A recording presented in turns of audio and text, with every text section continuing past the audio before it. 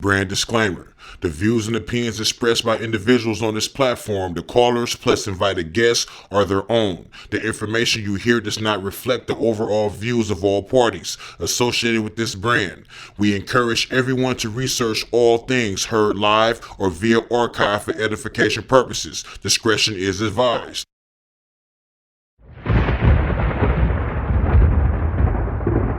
Don't touch that dial. You're now listening to Debate Talk Free Radio.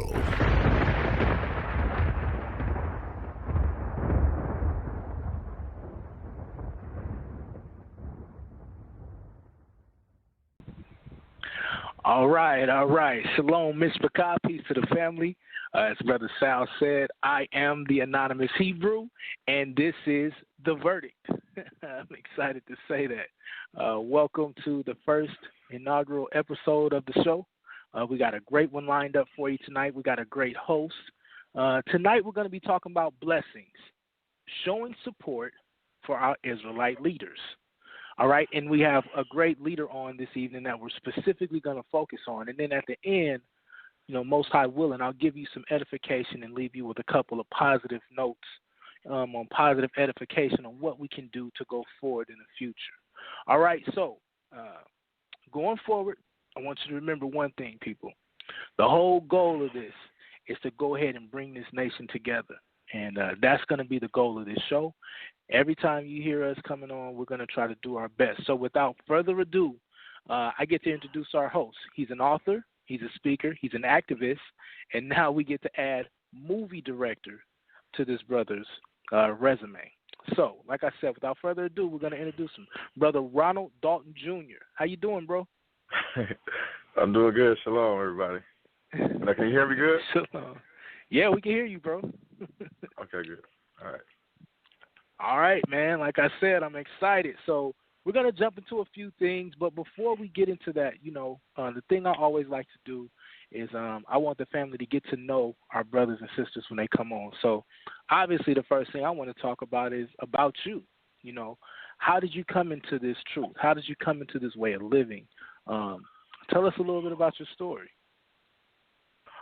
Well, like a lot of black people that's been waking up, I'm the son of a pastor, Pentecostal. Well, I've had a Pentecostal apostolic upbringing in the Church of our Lord Jesus Christ in Michigan. They have different organizations like COTTAGE, AME, Cool JC, and so the organization that's what we are raised up in Detroit.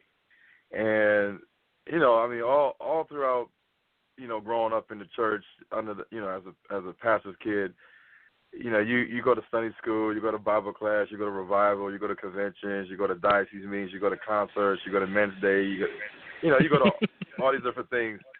And as you get, of course, like everybody, you're trained and ingrained to believe what you're taught. And when you do your coloring book of the biblical prophets and the different people like Abraham, Isaac, you're always seeing white people.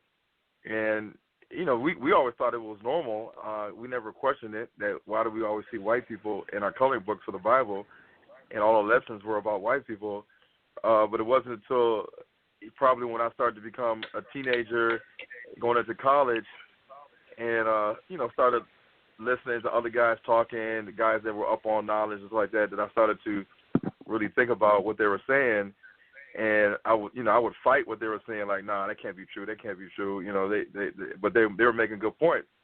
And so eventually I just, I started asking these questions in Bible class, and the pastors and the deacons, nobody can answer the question. It's always, you're disrupting the class, you're disrupting the lesson, not right now, wait till the end of service, Ronald, we got to finish the lesson. And so I never got the answer. So I eventually asked God to show me the truth, give me the answers, and he did exactly that, and opened up a whirlwind of information, and just opened my mind, and through all the research that I started doing, and opened up different doors that lead to another door that leads to another door, I would basically compile all this information in my head. I would write it down, I would print it out, I would put it in the computer, I would save it, I would put it on a PowerPoint. And it got to a point where I had so much information that I had to do something with it. And when I tried to present this information to the church, they didn't want to hear it. And so I said, well, what am I going to do with all this information that I have? And so I said, I never wrote a book before, but I've been to college, and so let me go ahead and try to, write a book. And so what I just did was, I didn't have a publisher at the time. I didn't know a publisher. I just, started writing in a Microsoft Word format. And so, because somebody told me, well, if you're going to write a book, you're going to have to write it. You're going to have to write it in a Microsoft Word document, because you can't write a book on paper and then say, here, publish my book. So I just started writing everything down in Microsoft Word, and it got to be, like 1,000 pages. And when I did get a publisher, well, actually, when I was searching for a publisher, all the white publishers didn't want to touch it. Like the white publishers, even black people that were representatives of white publishers, they would take it back to their superiors and tell them what the name of the book was, what it was about, and they were like, I'm sorry, we can't publish your book. And I said, man, nobody's going to publish this book. And so finally I found a black publisher that had published some local black books from people in Detroit, and she agreed to publish it, and I got it published. And then from then on, I just started writing more books, and then finally I realized that a lot of black people don't read books, and let alone read the Bible is one thing, but then to read a 700-page book, we're so busy working and grinding and, being distracted with stuff on TV that, nobody really has the time, it feels like, to read a 700-page book unless they really had that zeal for knowledge. And so people will tell me, like, black people don't read no books. You're better off doing a movie or a DVD. And so I said, and I said, well, I never did a movie before. Let me see what I need to do to make it into a movie. And then that's when I started working on the script and the idea for the movie Hebrews to Negroes. And now it's been catapulted. I got the website. We're going to different cities showing the movie. I'm speaking. I had a podcast show for about 2 years, and we're about to bring it back. And a lot of stuff has transpired in the last 4 years. And that's basically like a quick rundown. I mean, that's incredible. So when you think about this, right? So you made a really good point about the Most High opening up your mind. Like, what's that like? Because a lot of us go through that, and there's various things like, were you just asking specific questions? Was it just one of those things where it was just a revelation? How would you describe that? Well, I mean, I was like most people, like some people told me, I was sitting in the back of a church, like an afternoon service, and I just was, reading the Bible, and the pastor was preaching, and what he had preached I already heard before. I was like, I've heard this a million times, and so I just said, let me just read my Bible. So as I was reading, I just went through Deuteronomy 28, and as I was reading it, it really at that time, because I had read through Deuteronomy 28 many a times, but at that time when I read it, it really struck to the core, because at that time I was working in the ER in a inner city Detroit hospital, and working in the ER of a major inner city hospital like Detroit or Flint, where you see tons of trauma, mostly our people, all our people basically, and you see all the social aspects that's involved with the sickness and illness and trauma and domestic violence and drug abuse, substance abuse, psychological disorders. I mean, it's all types of things. It's all you see it in the hospital, and then you leave to go home, and you see it in the community when you're driving home or when you're driving through the community. You see it all day long, and so those curses of Israel really made me think. In addition to the history of slavery that we've been taught, it really made me believe that we are the real children of Israel, and I just really wholeheartedly was really conflicted, and I remember, I took a long shower, and I was like really, really, really, really crying out to the Lord, saying, basically at the time I was saying the Lord and God, but I was telling him, like, I need to know the truth. Like, this is really stirring up something in my soul. Like, I need to know the truth. And it's almost like I had enough and I had that Moses effect. Like, you know, a lot of people may have the same effect where you're like Moses. You getting tired of seeing your people suffer, and you just want your people to be let free. And the Most High, I believe, He sees this in different individuals, and then He allows His spirit, or how he's able to connect with different individuals to be that person that's going to wake up other people around him. Even if it may not be your dad or your mom or your pastor or your deacon, he uses people that he knows have the qualifications to do so. And when I asked the Most High to show me the truth, I was very sincere. I mean, I was sincere, so sincere, and I believe, you know, that revelation, after that happened, things started happening in my life, like strange things would happen in my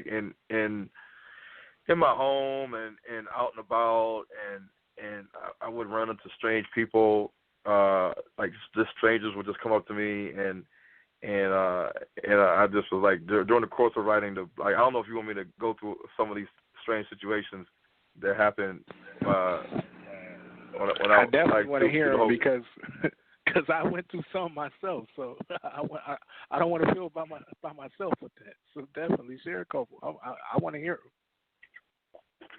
Well, one time I was, and I think I showed the story with people. One time I was in a Coney Island. And if anybody's from Detroit, they know about Coney Island. That's where you get, like, you know, breakfast, lunch, dinner, everything.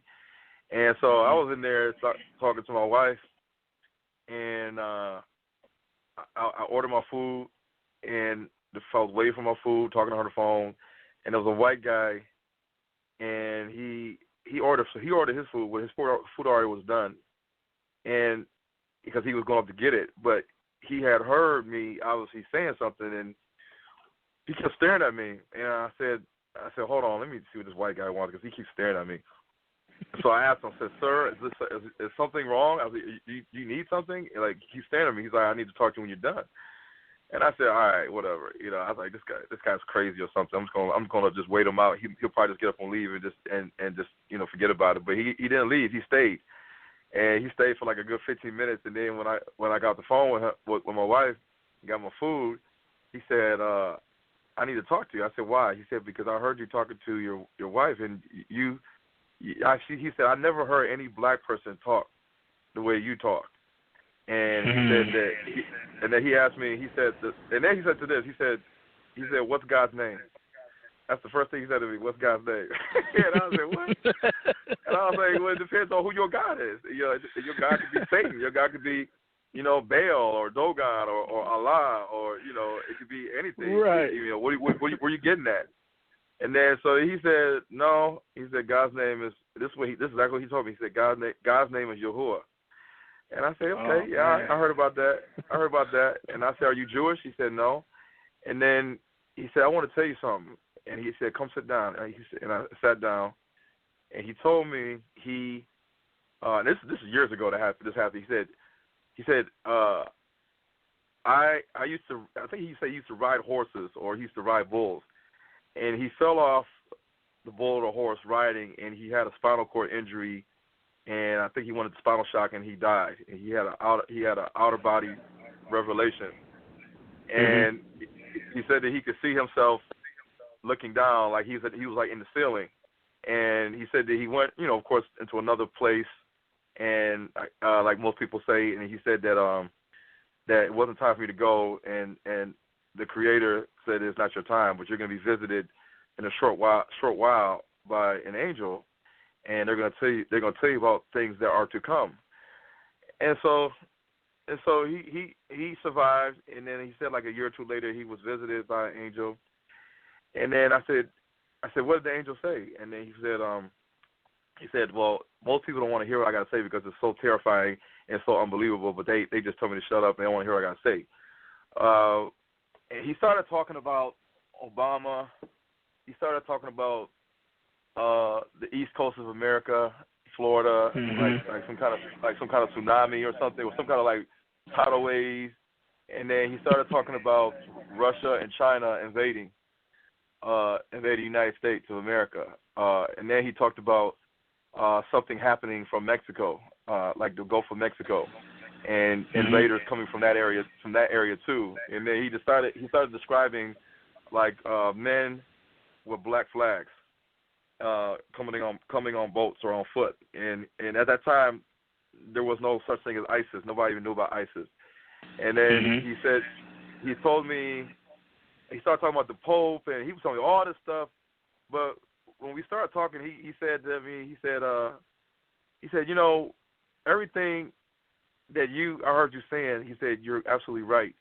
And he said that, no matter what happens, he said, don't let nobody make you think that you're crazy, because God has given you, an ability, he's giving you wisdom and this knowledge for a reason.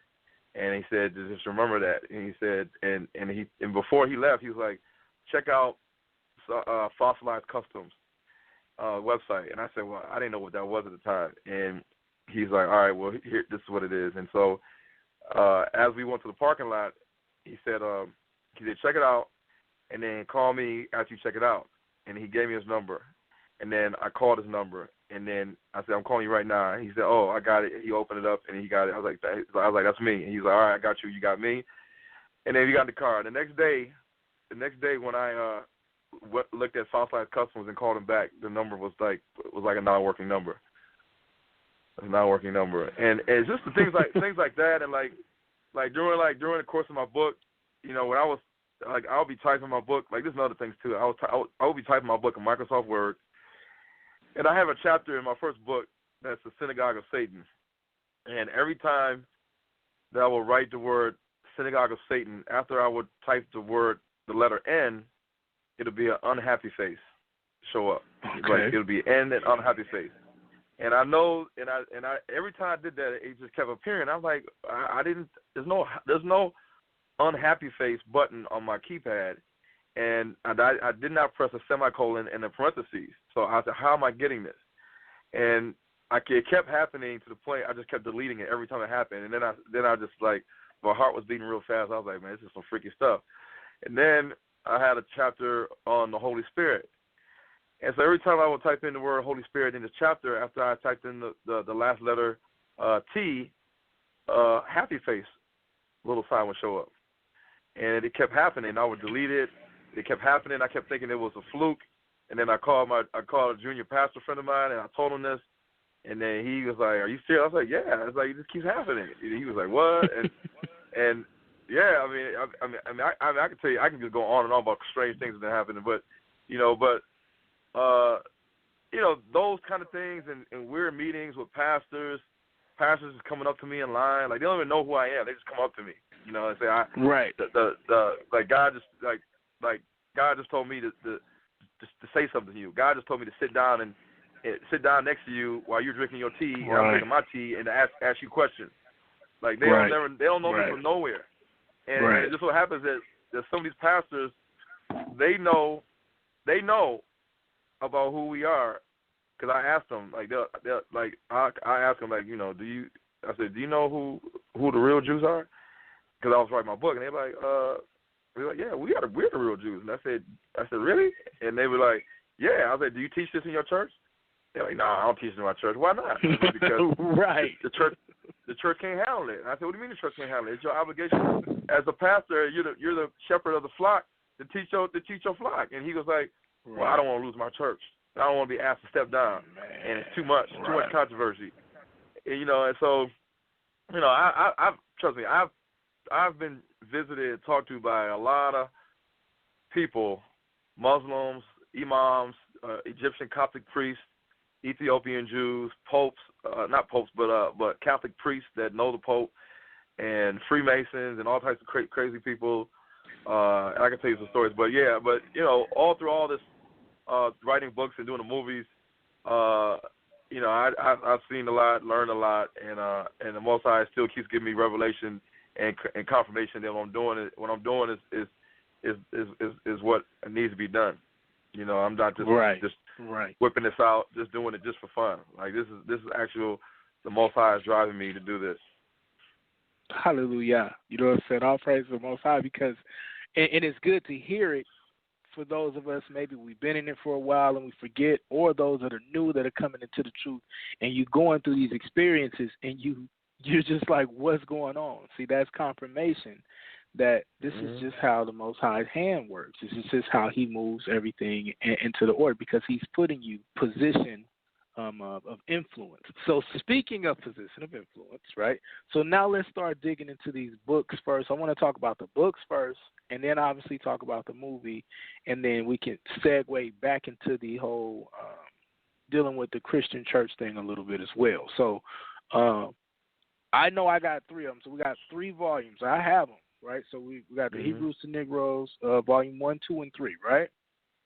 And then so like you said, you were dealing with this. You put these books out, and like you said, our people, they're tired. They're working hard, and it's hard to get them to read. So after what? After the second volume, you decided to start putting the movie together. Like, how long into the books did you think about starting to put the movie together?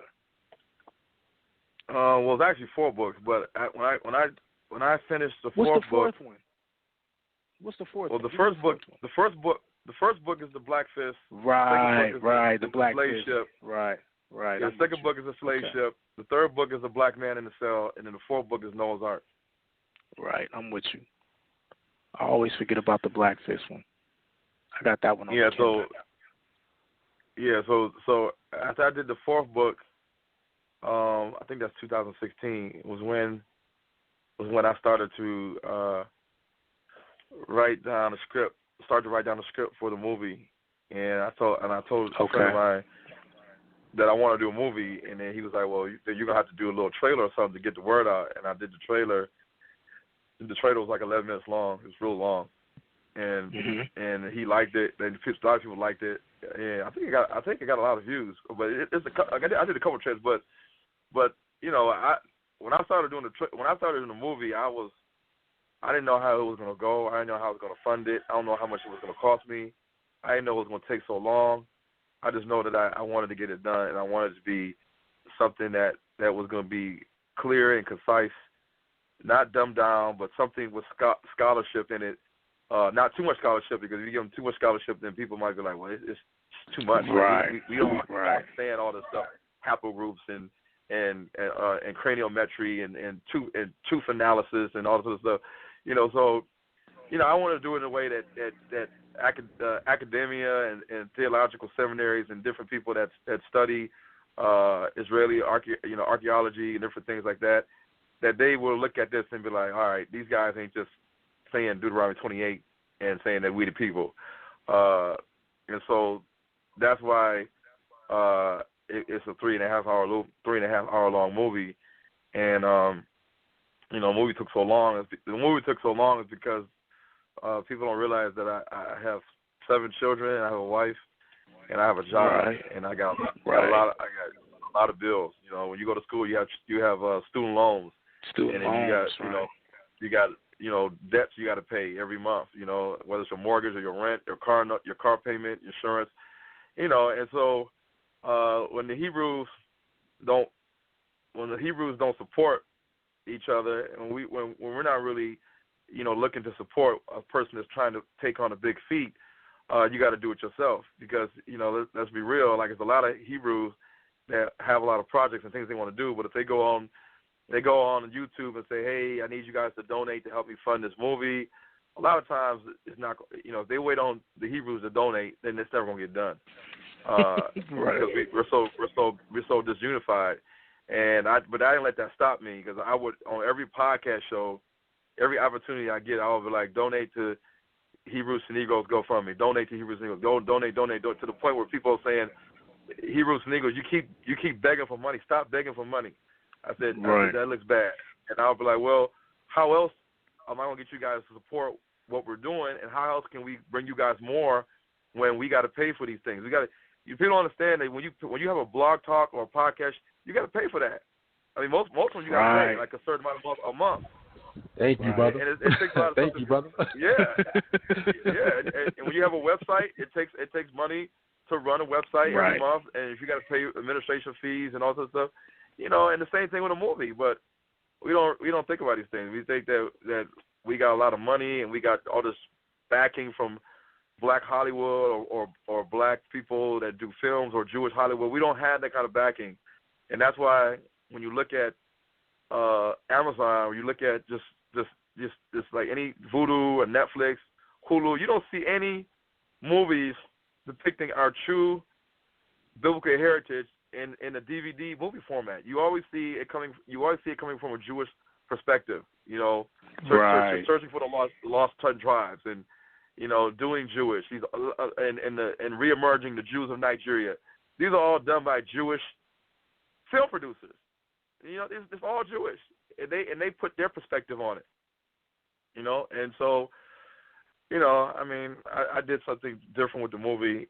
That's like sounding an alarm. That's really a threat, a hidden threat, a small threat, but it's going to get bigger as more and more people watch it and more people help promote it. Right. All right, family. Just to give you a recap, this is The Verdict. We're talking with our guest this evening, author, speaker, activist, and movie director, Brother Ronald Dalton Jr. All right, this is Debate Talk for you. If you get a chance, give us a call. That number is 319-527-6239. Feel free to press the number 1, and you can interact with us. We'll have some fun tonight. All right, so, brother, you brought up an interesting point. So I was going to dive into the movie, but since you brought this up, I want to touch on this, all right, because this is a very important point. It is the main focus of the show this evening. You were saying it's hard to get people to support, right? Mm-hmm. For me, right, when I heard, when I started seeing, because first I saw you talking about the school, so I started getting excited about the school coming. And then I started seeing, a couple of things about the movie coming out.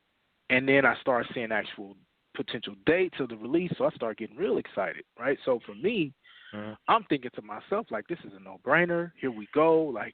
This is going to be the one. This is what we're going to ride. This is going to be the wave that, as Israelites, that we get it out there, because I know I've read the brother's books. I can just imagine the information, right?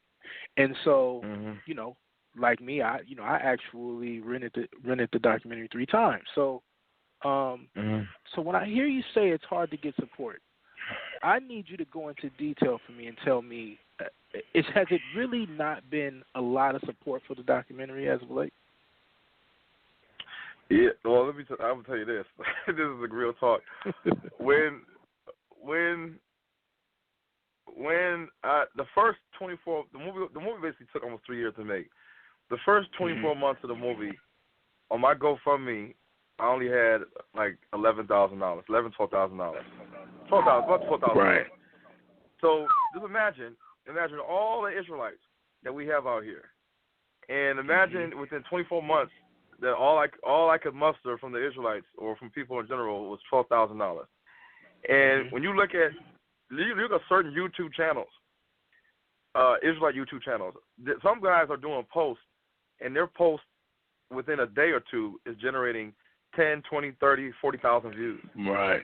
You have certain YouTube channels that have 10,000 followers, 20,000, 50,000, 100,000, 150,000, and you got people that have a lot of presence, a lot of followers. I mean, I got a lot of followers on Instagram, and I for the last 3 years I've been always talking about the movie. People are like, "When is this movie coming out? When is this movie coming out? How long is it going?" You've been saying this for a long time, but nobody really is donating, and that's a natural fact. And so when I tell people, when you want to do a movie, and you want to, if you want to do a movie where you want to direct it, and you want to have actors, and you want to have camera crew, audio, something like that, then you gotta pay the act. Well, some people want to get paid, and then you gotta have the right equipment. The equipment costs money.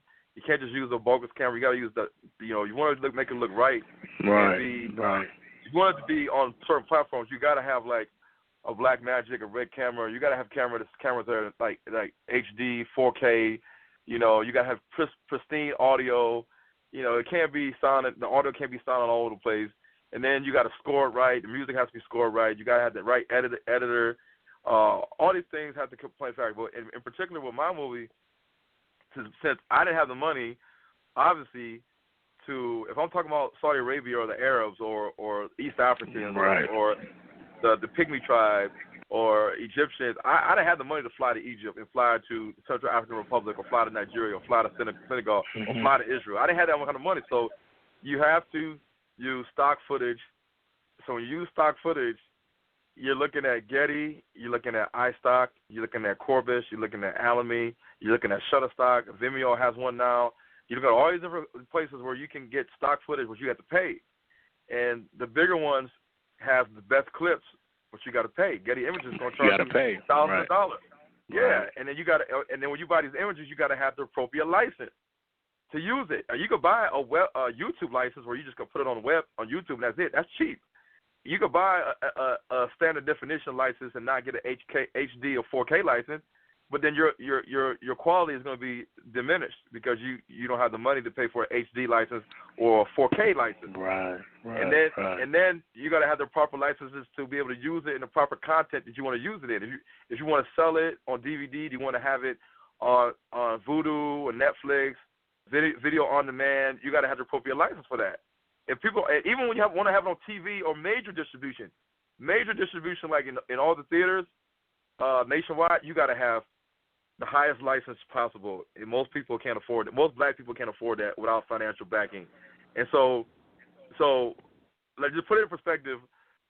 When people would be sleeping at 5 or 6 o'clock in the morning during the week or on the weekend, I would have to juggle and kind of like mix up how I would do things because I still had to work and pay the bills, but I still had to go to the studio. So a lot of times when people are sleeping, I'm up in the studio. A lot of people, when people are sleeping, I'm up at 3 or 4 o'clock in the morning writing the script and organizing everything so that when you get to the studio, you're able to give the studio guy what you want to be done. Because remember, the studio guy is charging you by the hour. And if you go in there and you don't have your stuff prepared, then he's just getting more money off of you. So it behooves you to have your stuff already ready. Hour. Yeah, you got to have your stuff together. Otherwise, you go in there and you waste time and you end up paying the studio guy more money. So I would go in there and I would have my script laid out. I would know how I was going to say it. I would know what audio track lasts for 5 minutes, which one lasts for 3 minutes, which one lasts for 2.5 minutes. We had to do a reloop, all these different things, and what kind of fade plug-in effects I wanted to use. And all these things cost money. And like I said, there wasn't a lot of support. People would complain about, when's the movie coming out? But like I would tell them all the time, I would say it takes time and money to do this. Time and money, and I don't have it right now. So I may say spring, but it may be fall. I may say 2018. I may say 2017, but it may be 2018. And I just made that cutoff where I got it done at the end of 2018. And that last stretch was with the help of Dwayne Issachar. He has a YouTube channel, Issachar, when he did that YouTube pitch, and he told the people on YouTube, the Hebrew community, that all Dalton needs to finish his movie is a minimum $5,000, but he could use about $10,000 to get this movie completed because he ran into a financial stop. Because people don't really know that, like around the ending of last year, I lost my job. And I've been losing jobs all throughout, writing these books and doing movies. I've been losing jobs here, losing jobs there. But I didn't let that stop me. But it got to a point where it was really critical that I was like, man, I lost my job, man. It's going to set me back. And when I talked to Dwayne, and I talked to Josh and Mo, I said, man, I need some money to do this. I can't complete this without some extra monies from donations. Otherwise, I got to work this money. It's going to take a while. And when they did the GoFundMe pitch, surprisingly, Hebrews just started pouring money in, and within 2 days, I think two to 3 days. Did you see it when it happened? Like within 2 days, because that you were dealing with Josh Mo from Hebrew Nation Building, right? Yeah. Within 2 to 3 days, we had raised up $8,000 to $10,000 in 2 days because they were putting on the YouTube that Ron needs about $5,000 to $10,000 to finish his movie. That's all he needs to finish it. That's that marketing and advertising is a whole other aspect. But yeah, so that helped push it to the end. But it shows that we as Israelites, we can come together to get something done if we have a common goal. We all want something. We all want to see something happen. And like I said, this is a movie for all of us.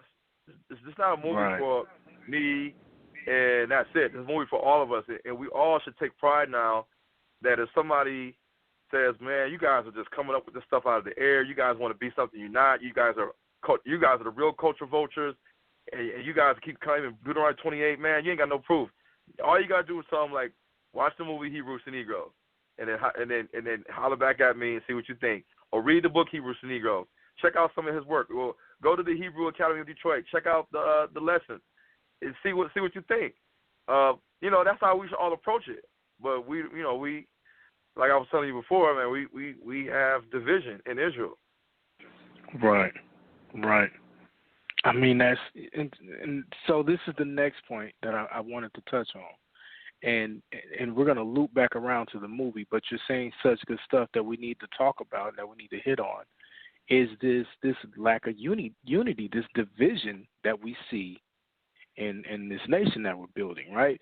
It's impossible almost to get multiple leaders either in the same room or on the same phone call or get along on the same page to where we can mobilize and really do something to impact. Why is that? Like you've been involved with this for a while now. Why is that? If I'm a young guy, I want to unify. Why am I having such a hard time doing that? Why? It's like to me, it reminds me of like little cliques in high school, and I mean I know we got black fraternities, and I you know what. I'll be wondering sometimes because we're all, before we came to the truth, we all were black, we all were African American. If we all lived in the neighborhood and we all came to the basketball hoop and we was like, we got next, we all gonna hoop, we all gonna have a good time, we all gonna play ball and have a hoop to sun up to sundown, and everybody's gonna have a good time. But when it comes to this Israelite awakening, it's like we're all cliquish, and I can't fellowship with you because I'm with these people. I can't promote your stuff because then the elders or leadership will get mad at me.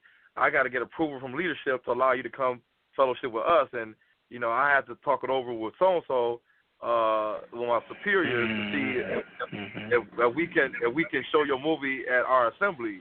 And it's just like I'm like, well, I promote you guys. I mean, I on Instagram, but people don't notice, like, despite all of our differences, whether it's in non-Messianic, Messianic, the different names we call the Creator or the Son of God, I'll still throw up a video. Like, if I like the content of what somebody's saying, whether it's AOI or HOI or LOI or IUIC or GOCC, whoever, right. I'll throw it up there.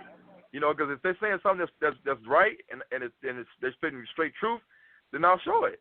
And for instance, when Reuben Van Israel from IUIC did his movie A Day in the Life of an Israelite, I was promoting it, heavy. I was promoting it on my Instagram page. He came on the podcast show. I interviewed him about the movie. When the movie released in Detroit, I was there. I watched it. I supported him. We took a picture together, and he lives in, I think, Virginia, D.C., and he's still doing movie projects like that. And then even when I found out from I think, was it from AOC and Lions of Israel that somebody in their camp that did a movie. I was like, oh, they did a movie? They were like, yeah, it's a movie called Set Apart. And I was like, oh, all right.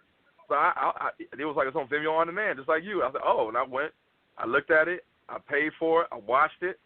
My wife was like, what's that? I said, it's an Israelite movie, and it's a short film, but things like this we don't support. I mean, I can even tell from looking at the comments that people make towards a movie that they're not getting a lot of support, because if somebody's selling a lot of books like Babylon Timbuktu, and so you go to Amazon, you'll see like maybe 500 comments, and you'll see positive, negative comments. But when we have movies and stuff on Amazon or Vimeo on demand, you could tell how many people's really watching and supporting the movie, because then you could tell by the comments. If they don't have a lot of comments, then a lot of people's reading the book or or watching a movie, and we just too many of us out here for us not to be promoting each other's work, because at the end of the day, we're all promoting the truth of who we are, and in my opinion, I think it needs to stop because it really weakens us. It weakens, and it also makes us look bad. And the other nations that look at us like we're just a hate terrorist group that preach black superiority over all races. They look at it. They look at us like a black Ku Klux Klan, basically. And what we have to do is we got to show them that we can unify. We can, all be on one accord. And no, we're not, just belligerent people. We're not just trying to steal people's culture.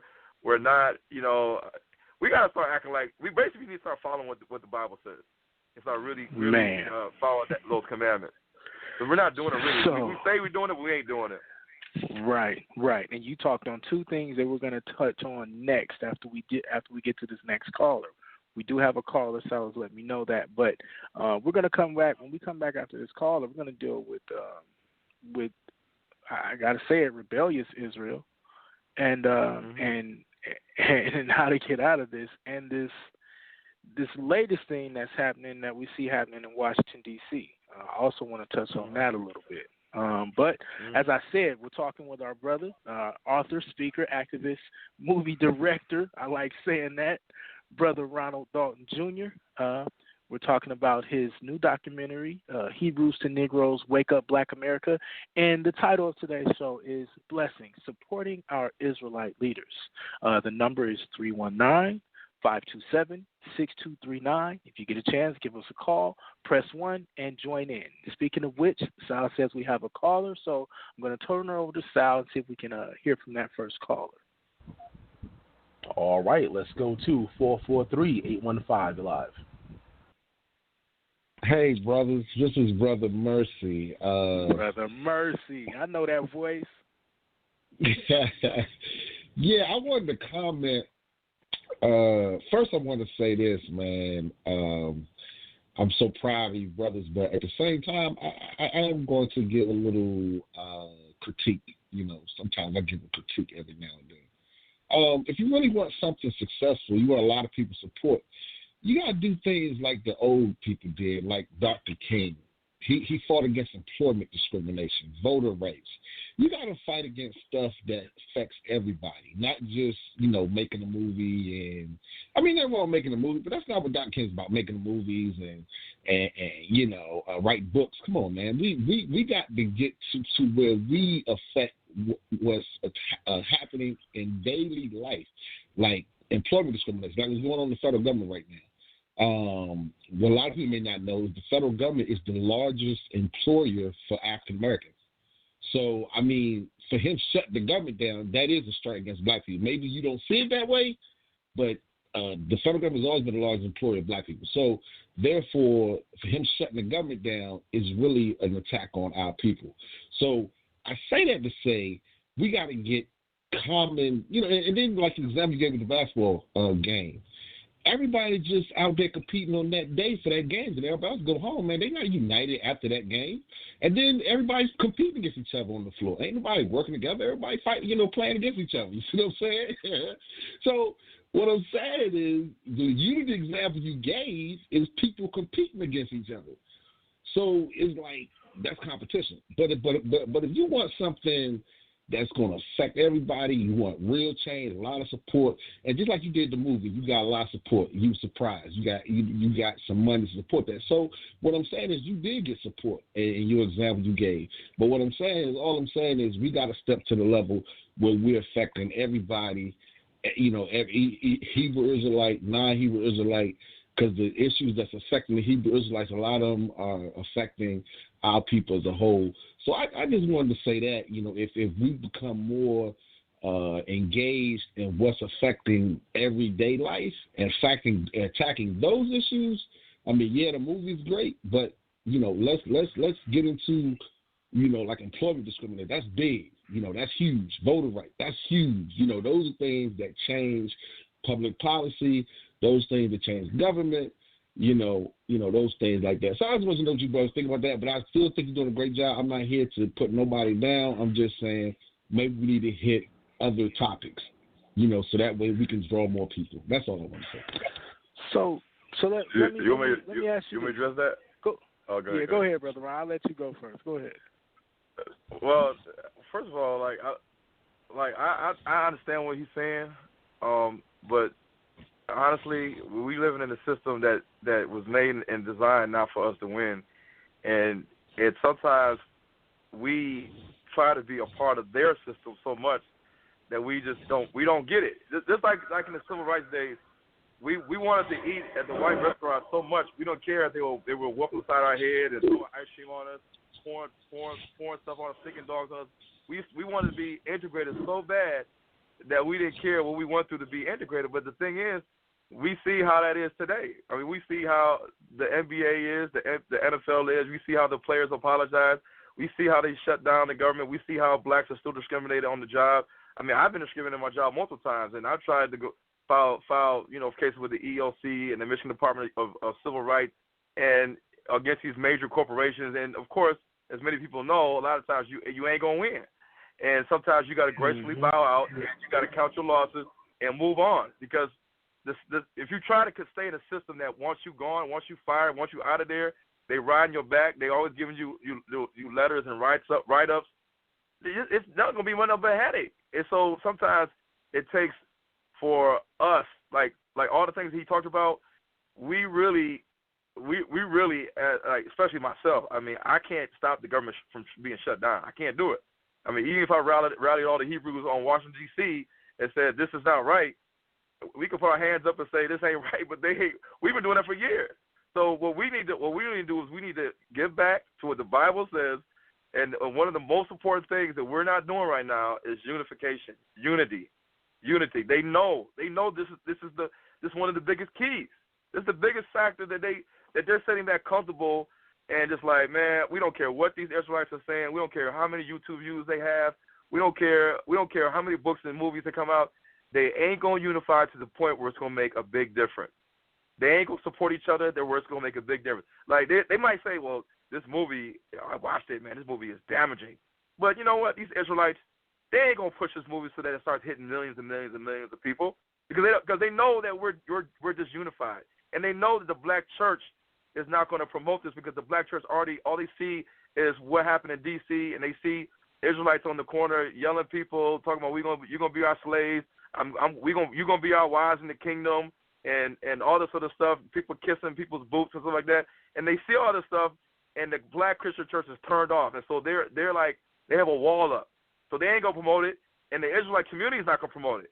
So therefore, they know that we don't have much power. We don't have no power because we're divided against ourselves. We may have a strong fighting spirit, but our unity is like none devoid. Yeah, I agree with you wholeheartedly, and I definitely hear the point that Brother Mercy is making. But I do want to say this: each of us have our own gift, right? We need more movie makers. We need more doctors, electricians, and that's kind of going into what I'll talk about in the end. But the point is that this is brother's contribution to the community, and and as we move into this, because I'm going to ask you some more questions about the support of the actual movie, then you'll see especially specifically what he's talking about. Not going against your point, Mercy, but I do think it's deeper than just needing to deal with voter registration or wrongful termination, things of that nature. I'm not saying that these things are not horrible. Right. I'm not saying that these things are not deplorable, but it is much deeper than that because I would say one of our strongest mandates is to wake up in the lands of our captivity and to bring these things to the mind of the people. We have to bring these things to the mind of the people, and one of the best ways to do that, especially right now in this media age, is to use a movie. So thank you for the call, though, brother. I love your insight. We also have another caller, so we're going to go ahead and hear from this next brother or sister that's calling in. But like I said, thanks, Brother Mercy, for calling in. Excellent insight. Next caller, Sal. All right, you're now listening to The Verdict. Let's go to 312-802. You're live. Shalom, shalom, family. Shout out to Brother Anonymous Hebrew. This is Brother Yara. And shout out to Shao, Sultan, and to you, Brother Dalton, as well. I believe we're still on the panel. I just want to say, man, congratulations, and, man, all praise to the Most High. Man, I'm loving the show. Brother Anonymous Hebrew. I think it's been very informative and is much needed. I just wanted to say, Brother, I watched the movie. If you're still on the panel, I watched the documentary. I did purchased a copy as well, and I think it's very needed for our people as a whole in the community, not just to the Israelite community, but to the African American community as well. What I think is, based off what the last caller was saying, I think what is being missed is that one of the most important things that I've been able to pull out, and I know Brother Anonymous has a heart for as well, is the fact that we have to understand, if you have a bit of history, what Alex Haley's roots did for our people in the 60s and in the 70s with his book. It sort of gave us a place to start, because before then, even in our school systems, we were only taught our history from a point of slavery from someone else's point of view that was not our own. And I think this is it. I think this is the cusp of that, having that same effect where it sort of gave us that, going back to that James Brown, say it loud, I'm black and I'm proud. Those things changed the mindset of a people, and it sort of changed our trajectory, where we were able as a people to stand up and say, listen, it's okay to be prideful of who we are, of the color of our skin, and the things that we believed in a society that has oppressed our people for so long. So I think this is extremely important. I remember there was a time they didn't allow Alex Haley's book Roots in public libraries. They thought it was too provocative for children to read. They thought it was. They thought it lacked content as far as historical value. So it was a time hard pressed to even find it in Chicago public schools. I know I might be dating myself and telling my age, but I think this is very. I think this is very, very important. So I like to say to both you brothers tonight, it's been great. Listening to you guys, and this work is very, very, very important. Very important to our people and to our future. Because we have to give them something to combat the narrative that hasn't come from us. To give them something to say, hey, listen, we can springboard off of this, and we don't have to just stop at where Alex Haley began, but we can even go further back and see we actually have a place in the world, since its inception, as far as, with the information you brothers brought out. I've grown up in Christian churches and grown around them, dealt with a lot of those pastors before I came out of those quote-unquote Christian churches, and they're still trapped they're still trapped in sort of this bubble of, for quote unquote, lack of a better term, a white Jesus. They're still caught in that because they lack the historical content and understanding. But there are people that are coming out of that. Excellent point. People are coming out of that. So I think that, the only way to tear down a wall, the most effective way to do it is brick by brick. So if you can just pull one person out of that construct and be able to allow them to where they can start to build back up on this truth that you guys have presented us, I think it's effective, and I won't hold up any more of your time. But really, I appreciate both you guys and what you're doing, Brother Anonymous, Brother Sal, Brother Dalton, hey, listen, this has been great, and I hope to hear more from the verdict. Man, I love the show. Peace and blessings, all praise. Peace and blessings. Hallelujah. All the praise to the Most High. That is a very powerful brother right there. That's a brother named Yara bin Nazareth. You'll be hearing a lot from him. He is great, especially at taking the text and lining it up with history. We thank that brother for calling in with his insight. Did you want to respond to that, Brother Ron? Yeah, of course I do. Of course. And I understand what he's saying because my parents watched Roots. We grew up on Roots and Alex Haley, and I think did they make, was there a movie called Queen or something like that? Queen. Yeah, I think it was Queen. Yeah. It was Queens and Roots. Queen and Roots. And so, we grew up on all that, In Living Color, and then they had all these different slave movies, and the latest one, 12 Years a Slave, The Butler, the Django, and then at Rebirth of a Nation. And a lot of times, I got children, I got young children, and I'm not gonna lie, my wife says the same thing. I get so tired, and this is one of the reasons why I was like, I got to put this movie out. I got so tired of seeing black people as slaves, and black people, even when they came out with their Roots, that new Roots semi documentary series that they did with T.I. in it and everybody else. Yeah. I was like, I understand all of this. I mean, they keep remaking the wheel, and they got a documentary called Too African to Be American, Too American to Be African, and we still are like, in my opinion, we're like still in that get out, like stuck land, that la la land, that phase that you're just like still floating around. And I think it's high time, like a lot of Israelites say, it's high time that we wake up. It's time that we wake up, and this is the pivotal point in history in the world that we live in the 21st century, that the Most High is moving. He's moving now.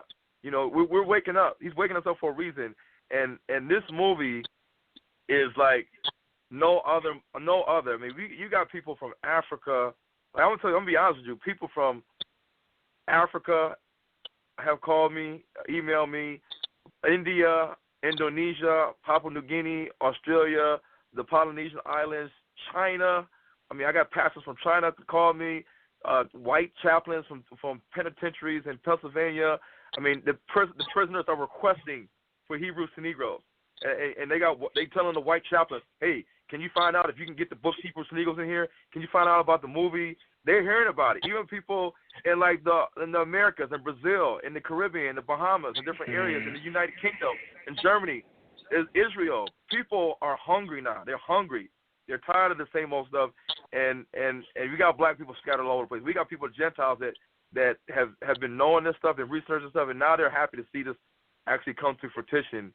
And that's why I'm so adamant and so expressive to Anonymous Hebrew about we're not doing our due diligence, because let's be honest, the Jewish distribution companies control everything that we watch on the movie screen, the box office, whether it's from Idris Elba, right, Tyler Perry, Ice Cube, even the Black Panther 1 and 2, the sequel they're about to come out with, is distributed by them, and it's produced by them. So when we see this, the Jews are making all the money.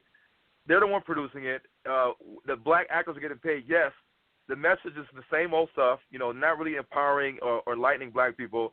And because of that, they control how we've been thinking our history for so long. And because this movie is not going through major Jewish distribution channels, it is really up to the power of the people to help promote this and get the word out. And of course, the Black Christian Church, if they ever bring their wall down.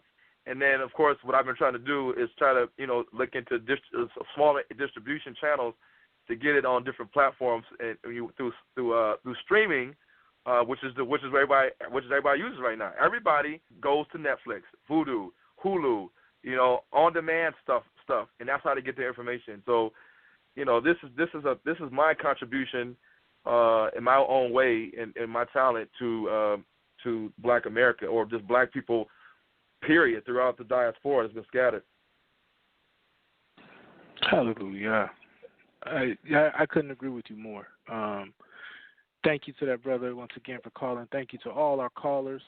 You're listening to The Verdict We have our brother Ronald Dalton Jr., author, speaker, activist, and movie director. We're talking about his newest movie, Hebrews to Negroes, Wake Up Black America.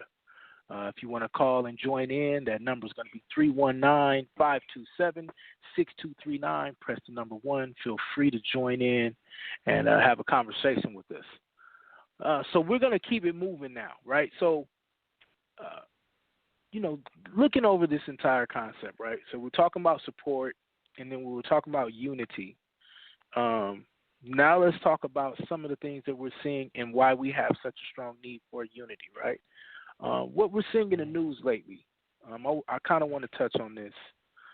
And this is something that we've been talking about a lot, especially in my home and with some of my friends. The situation that happened in Washington D.C. at the Lincoln Memorial.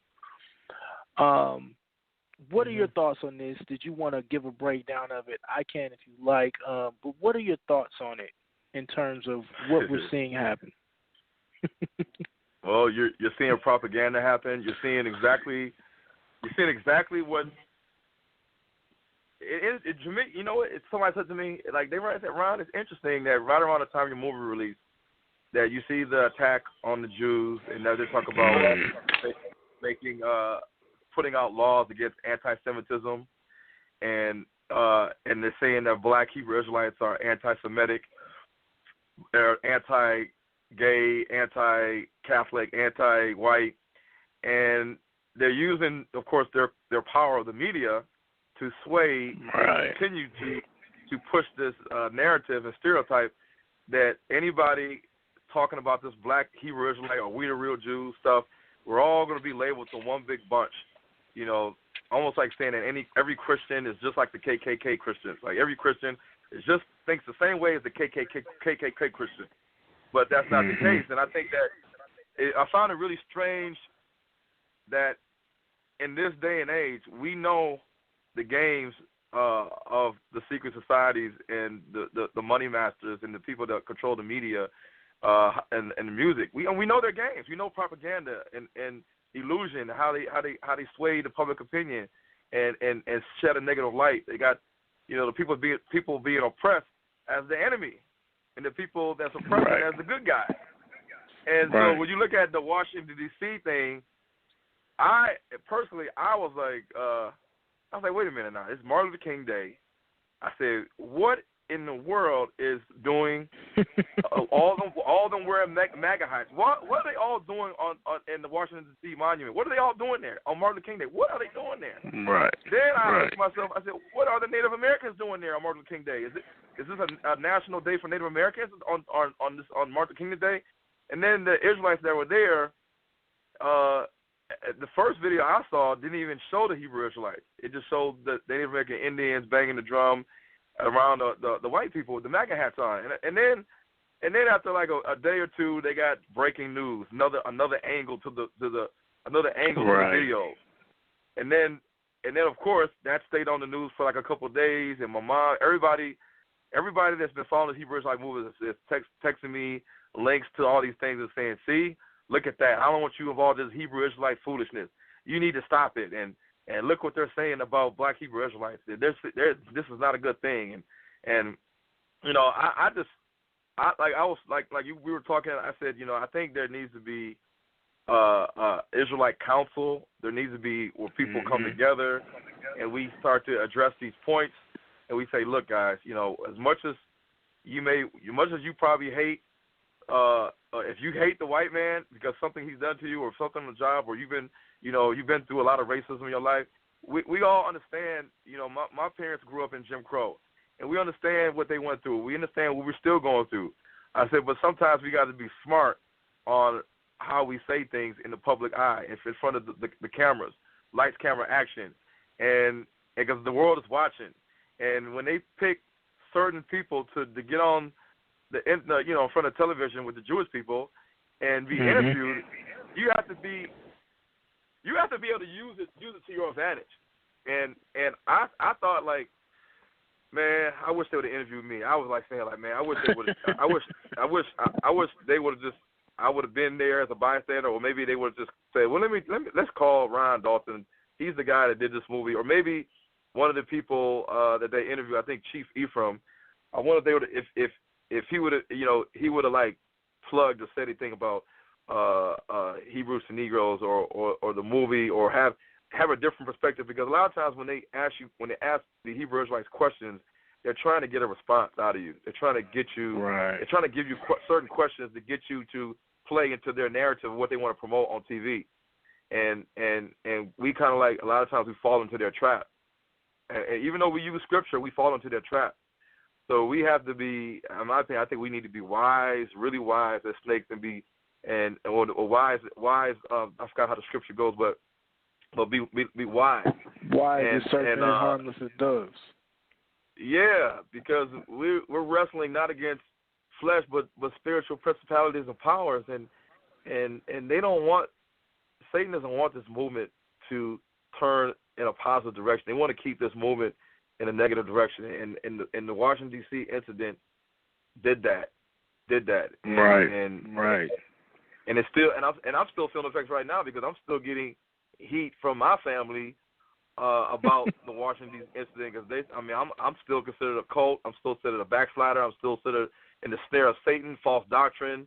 This is not going to turn out good for you. All these different things I'm getting because of this Hebrew Israelite. And honestly, there's pastors in Detroit that have that are scared. They're nervous. Of Hebrew Israelites coming to their services and disrupting the service, and doing certain things that have people worried and scared, and about to call the police and have the people escorted, because some Hebrew Israelites are going in these churches and they're like throwing out the commandments. They're saying they banging on Esau. The white man's the devil, and right. and we're creating a bigger divide between the black church or our black families, because a lot of our black relatives are in the black church, and we still can't get to them because of stuff like this. So I don't know. I think we need to have some kind of a council or something where you get some really strong leaders together, and we start to come up with solutions and things that we need to stop doing and move forward. Now, and this is something I keep hearing my brothers talk about. This is something that I've been very passionate about and trying to put together, and that is a council of very strong, positive leaders that are of one accord, one mind, that are going out here trying to clear up this situation. So I agree with you wholeheartedly. And so anybody that has not checked out the situation that has happened, I don't even want to throw out the camp's names and things like that are involved. But you can, I think there's an article in like the Washington Post. You can literally just Google it. Yep. New York Post. Just Google it. Yeah, New York Post. I mean, it's been covered by all of the major outlets. So you can just Google. And if people don't know it, like if people don't know it, Newsweek, the Washington Post, CNN, Fox News, they're all owned by Jewish people. They're all owned by it. Yep.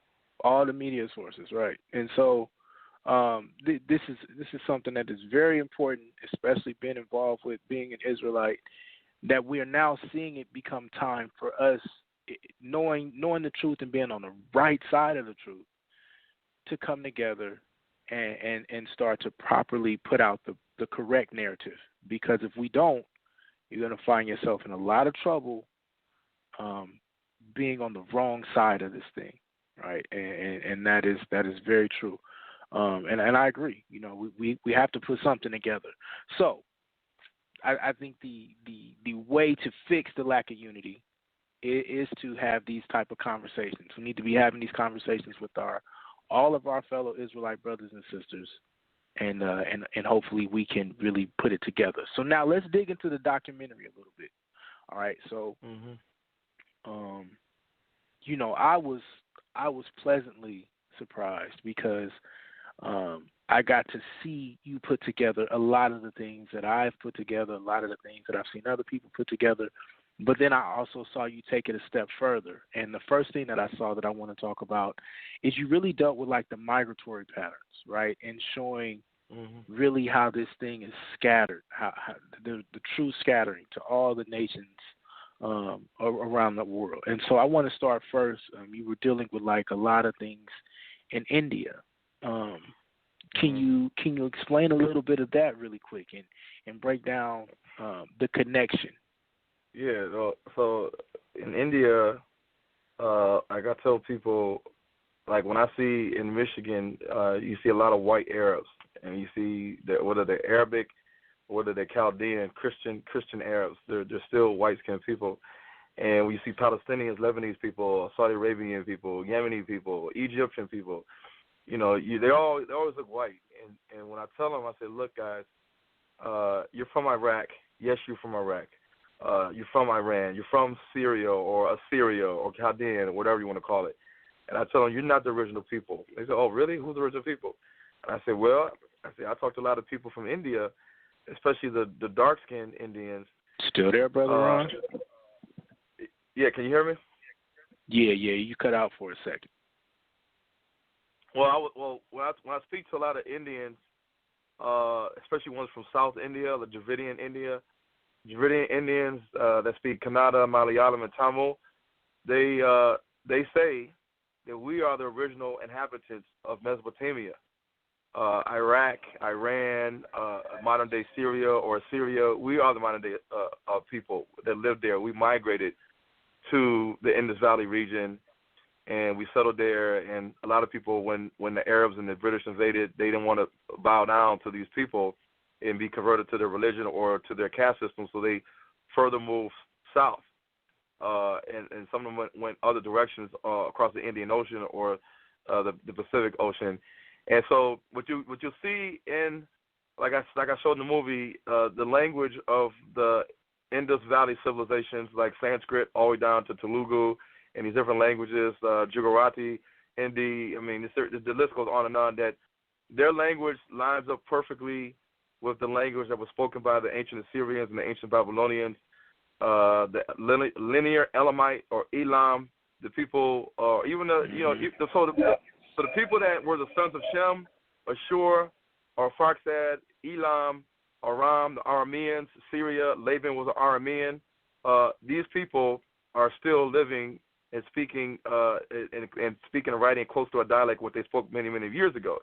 And then when you look at some of the people that have Hebrew or Israelite oral histories and traditions, and you find and you connect their language, and you say, man, your language has all this Hebrew in it, Hebrew Aramaic in it. Like, where'd that come from? Right. And then they'll tell you their stories of how they got there. You know, either through Israel to Arabia to Yemen and across the Indian Ocean to the west coast of South India. And then, you know, when I do the research, I studied DNA, and the DNA lined up perfectly with what I was finding out. And even some of the mixing that they had with the black Arabs and the Cushitic people from the Horn of Africa and Yemen.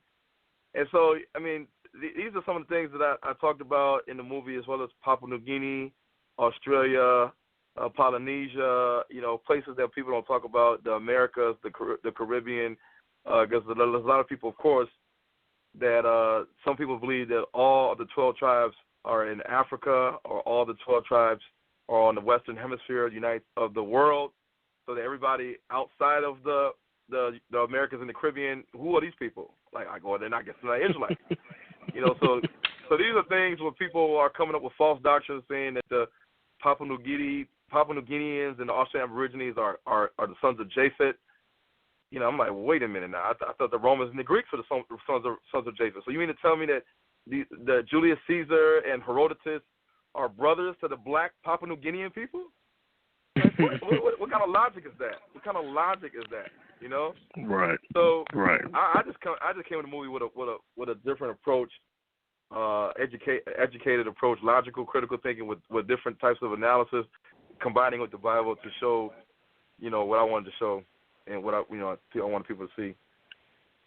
Yeah, and so two other points, because it's amazing how all of this is interrelated, right? And so you had spoke on linguistics, DNA, migratory pattern. Now I'm gonna throw another one in there as well that I saw in the documentary, was the archaeology, right? So we have bones that they are finding. We have various things that are being dug up all around in this area, especially in this Levant area, that is really speaking to a specific people, specific phenotype. You were also talking about cranial structures. First, the archaeology. Just give us a brief understanding on that, because I really want those that have not saw the documentary to know why they need to go see it, why you need to see this movie, because of the information that you're getting in it.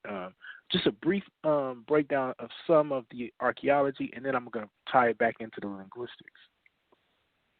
Yeah, when they find like bones, like when they dig up the bones in Israel, because there's a lot of caves in Israel, because that's what the Canaanites did. The Canaanites buried their dead inside caves, and of course Abraham had to get a plot where he could bury himself and his wife, and he had to buy it from a Canaanite, and then so Abraham and a lot of the patriarchs were buried in caves, and they even say that they have the house that Abraham was built over in Iraq, in the land of Ur, like in that area, and people go there to this day just to see the house that Abraham was born in, or Tehran or something, lived there. But when you go into Israel and they go into these caves and they dig up these skeletons, and the skeletons, some of them may have hair like the mummies, some of them just are bones. And when you have the bones, you can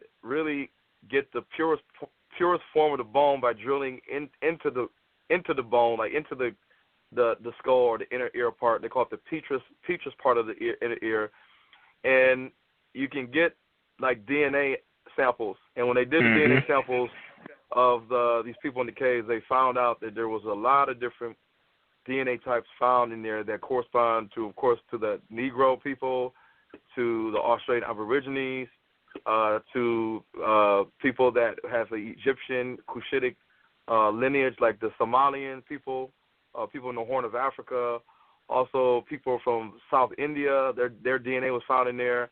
Of course, the black Arabs. Well, sometimes they might call them Bedouins instead of calling them black Arabs. They call them all black. Right.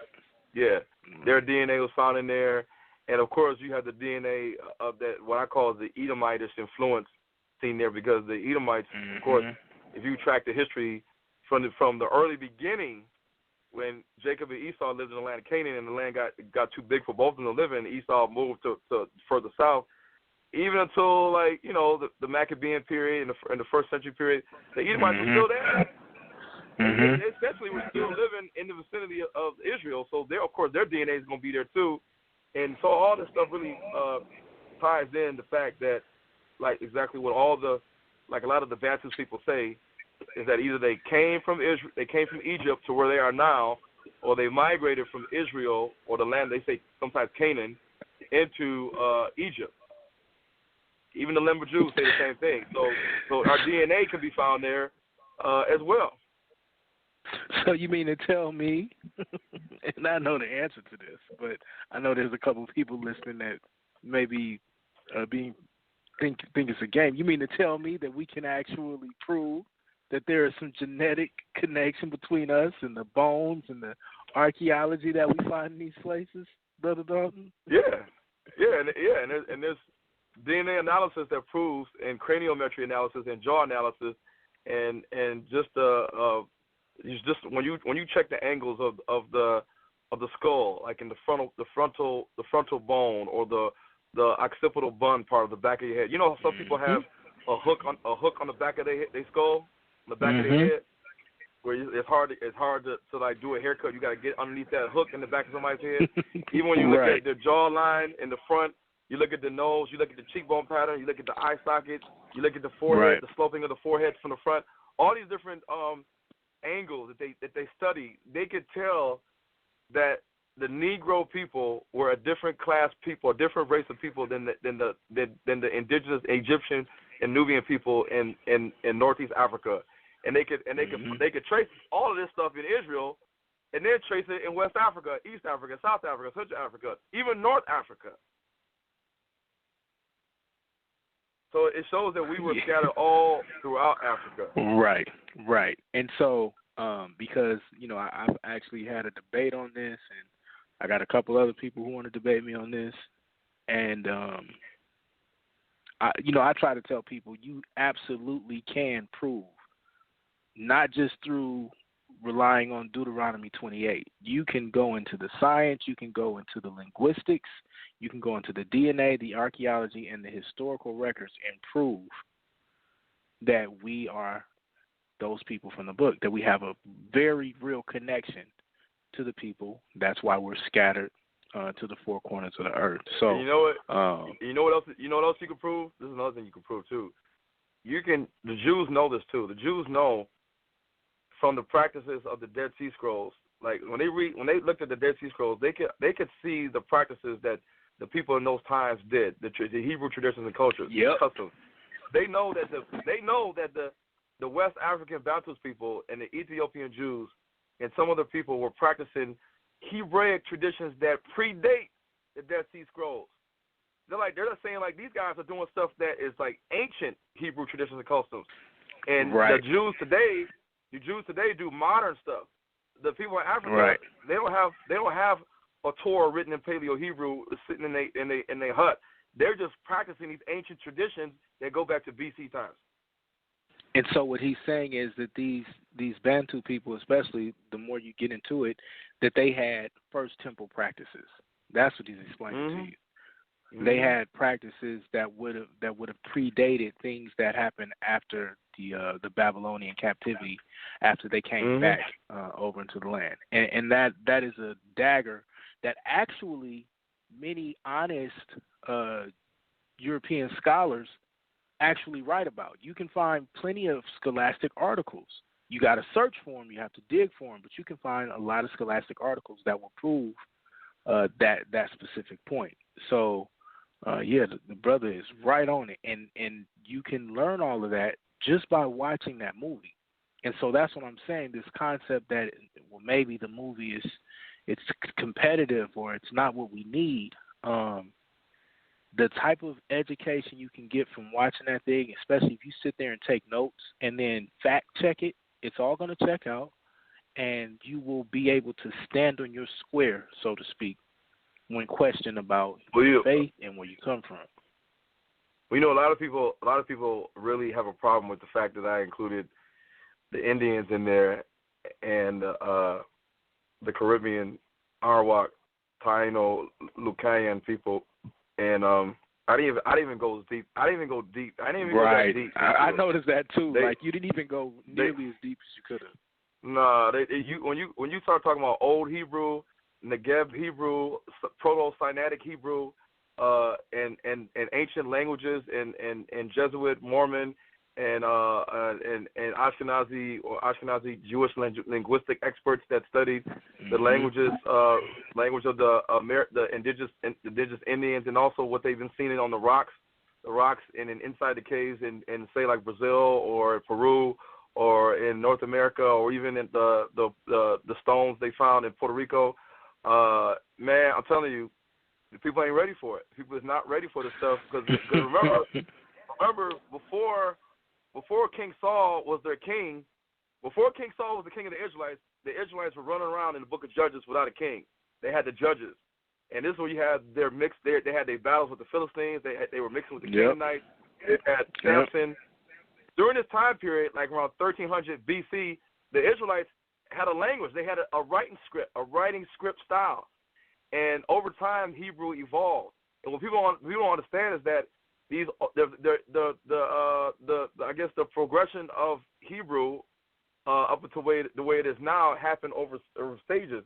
And you have people over in the Americas that have evidence of this Hebrew that they would have been speaking that they were doing when they were doing the Exodus. And then after the Exodus, before King Saul became king. And it's evident. I mean, we just don't know about the stuff because we don't do research. We just look at a lot of YouTube videos and we just take everything for face value. Like, this is what he said, and the white man, every white person on planet Earth is an Edomite. So Esau basically impregnated every white person, or was Esau always white to begin with? Like, if he's all the white people, then who are the sons of Japheth? Where are they at? These are questions nobody wants to ask them. That's what gets you called the COON word. You know, I ain't gonna say it, but that's what gets you called all the names once you start asking these type of questions, man. They want to call you everything but an Israelite once you start bringing out logic. And even just to support it, like I'm just gonna go into it a little bit. When you really start to study this Exodus period, especially, right, this gap of when they come out from like 1450 BCE to around 1000 BCE, this is the time frame where you're gonna find all of this rich heritage that's been hidden from us, right? And you should study things like why do you always see Goshen mentioned, you know, throughout the text? Why did Jeremiah and those guys run to a place called Taphanis? All of these things line up with what we know today to be Avaris, right? Modern, where they're digging, they have plenty of dig sites there. You literally can prove archaeology of the Exodus, all of this stuff, right? You have no reason to be afraid to say who you are, where you come from, because it's there. It's in the dirt. It's been found. And Brother Dalton does a great job of covering a lot of these various topics in the documentary. Go ahead, bro. Well, look at this. Look at this. This is another thing too, because I talk about this in the Hebrew Academy of Detroit. This guy, a friend of mine, he goes, I got a lot of people that talk to me and stuff, and I know Ethiopians and different people like the Amhara people, the Tigrayan people, the Eritrean people, the Ethiopian Coptic Jews, whatever. So if an Ethiopian tells you that King Solomon sent 1,000 of each tribe to Ethiopia to help raise, Menelik, then and they had a Solomonic dynasty. They had the Agar, the Zagwa dynasty, the Aksumite dynasty, all these different dynasties. If they claim that they have a lineage of relationship to King Solomon and Queen Sheba or Queen of the Sabaeans or the Sheba people, then when you start looking into their DNA of the Habesha people or the Ethiopian Jews, and you look at their history, their story, if you really dive into the language of the Eritrean Tigrayan people that had the language most closely resembles the Ge'ez language that the Ethiopian Jews and the Ethiopian Orthodox Church, what they use, which is similar to South Arabian Hebrew, which goes back to, I can just go on, but anyway, when we look at their DNA, you can find out all the stuff. You can find all the stuff. You can find, it's in their DNA. Right. They are our brothers. They are our brothers, the Ethiopian Jews. A lot of the Eritreans that are fleeing for Eritrea to go to Italy or to go to Israel. Israel is trying to kick those guys out. They're trying to kick the Eritreans out. Exactly. Yeah. They kick them out. I mean, honestly, they may not know who they are, but a lot of these Eritreans, low key, are sons of Israel. And in the Hebrew Academy of Detroit, and at this workshop I'm doing this weekend, I'm going to show them the language of the Eritrean people and some of their oral histories and their DNA and analysis, and just break it all down for people, so people could see that a lot of the Hebrews, they scattered into from Israel. They went into like Arabia area, the western part of Arabia, then down to Arabia Felix or Himyar or Yemen, and eventually they crossed over into Abyssinia or like Kush or Ethiopia. And they and when they were there, they had to gain their niche in that area. So they had to battle with the Nubians. They had to gain rights to the land, and eventually over time, because these Israelites were so strong and they were so unified, they mixed with the people, but they also rose to power. And when they mixed with the Nubians and they also rose to power at the same time, they set up the eventually Solomonic dynasty. And of course, then of course you had the Italians invaded, the British invaded, and it is what it is. But the people are still there, and we have a lot of rich Israelite heritage all over the world. And so what this brother is telling you is you can gain a lot of knowledge from watching the DVD, but also start to follow his work, right? Start to follow him on Instagram and start to catch up with it. Because what I'm going to throw a quick time slot reminder to the people, and then we're going to come back and talk about what I'm really excited about in addition to the documentary, and that's the Academy. All right, so once again, everybody, you are tuned into The Verdict on Debate Talk for You. produced by Brother Sal Showtime. We are at the 9:33 mark. All right, that number is 319-527-6239. Call in, press the number 1. We would love to hear from you. I am your host, the Anonymous Hebrew, and we are talking with Brother Ronald Dalton Jr., author, speaker, activist, and movie director, talking about his new documentary, Hebrews to Negroes, Wake Up, Black America.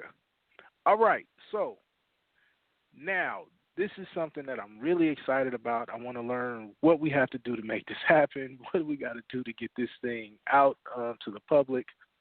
The Hebrew Academy, all right? Tell us about this. Okay, so the Hebrew Academy, it started me and Pastor Kenneth Howard. He has his Master's of Divinity, PhD. I mean, he teaches world religion and theology at a community college. He's a black guy. He had a typical Christian Pentecostal Apostolic Church, and he woke up to the truth. He one of his students at the university or the college told him about the book Hebrews to Negroes. He said, this is interesting. He read the book. He contacted me. We connected. I spoke at his church or assembly for like almost like a month and a half.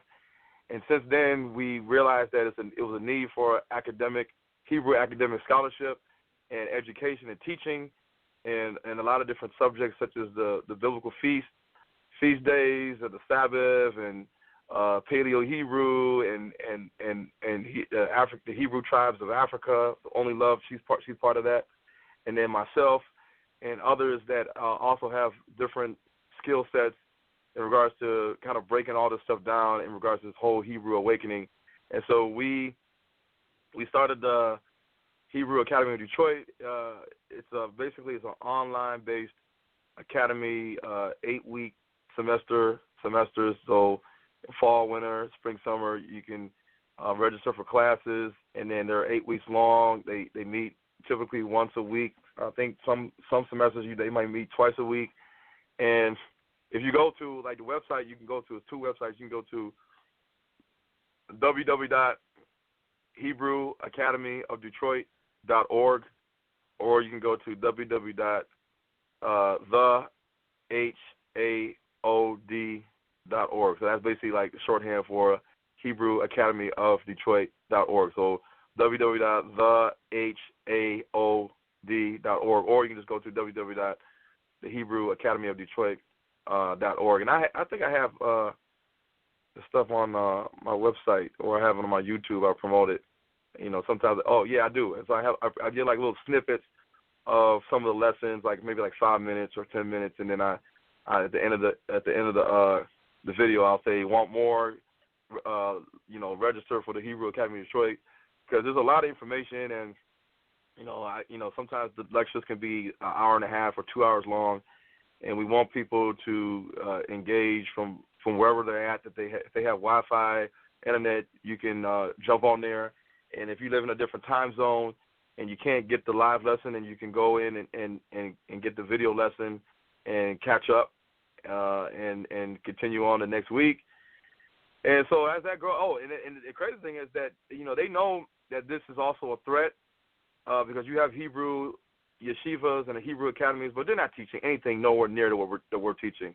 And when you look at like Rabbi Rosenberg and Omari Sotomayor's the Stat Academy, anybody knows about what they're doing, but they did a Stat Academy, because Omari's nickname is like Stat, because he put up stats back in the day.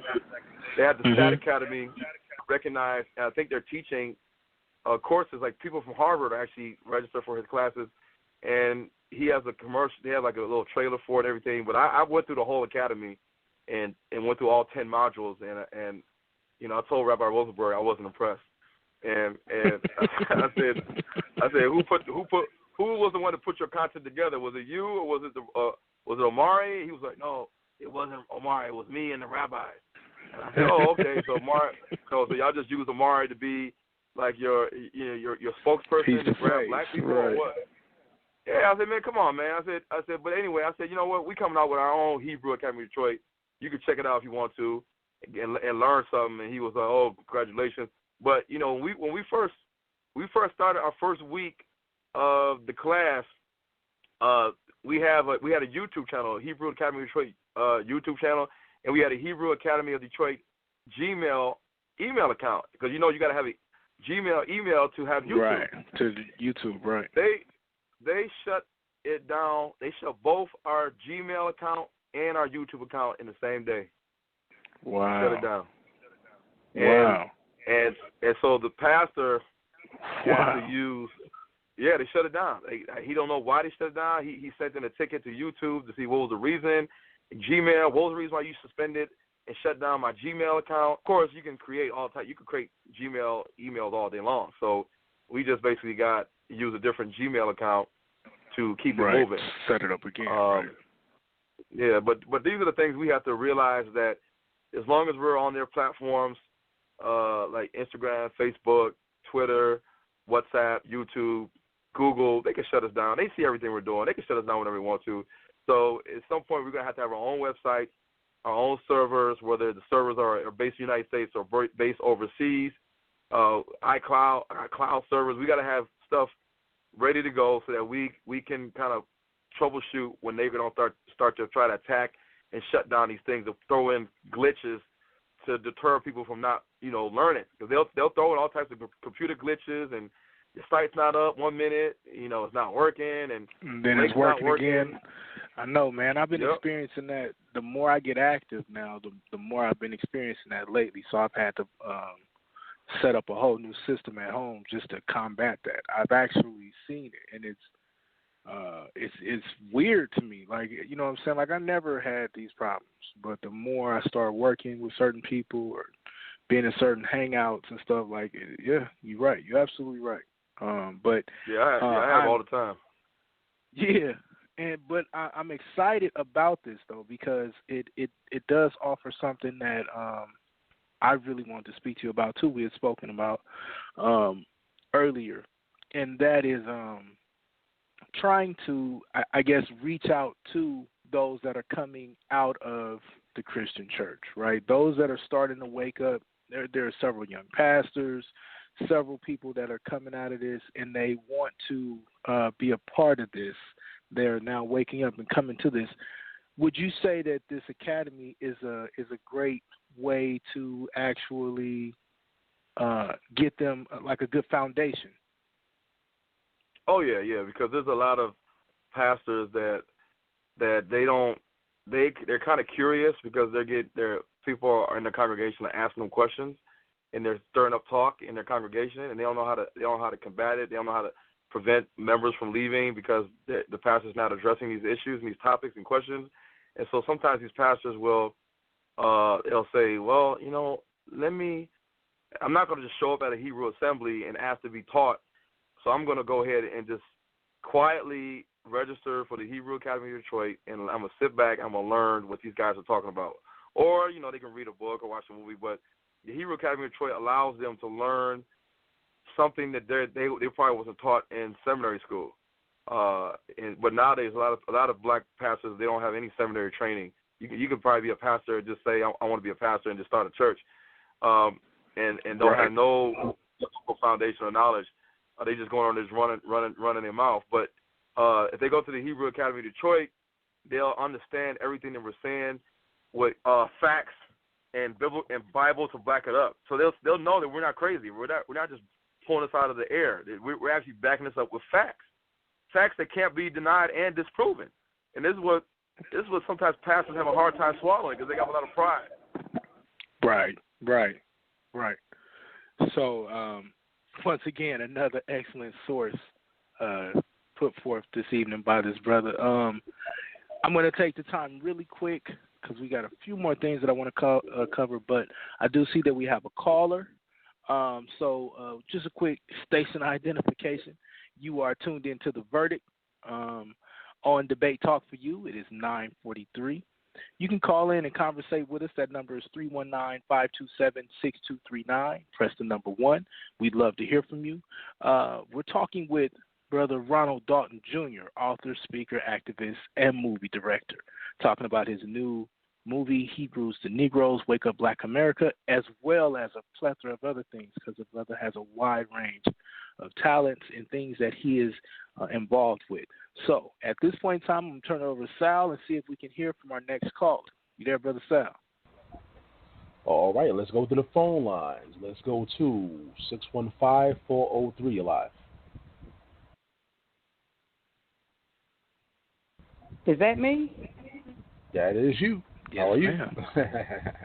Awesome. Okay, my name is Kim, and I'm from Nashville, Tennessee, and I just wanted to say shouts out to Ron. I'm really proud of what you're doing, and wanted to let you know that I wasn't really aware of you taking up money. It wasn't until like one of my friends was telling me about everything that's going on, so I'm thinking maybe a lot of people that have just waken up just are finding it hard to get connected with other people. And I was wondering, because I know you just said that we have to unite and get some type of council together.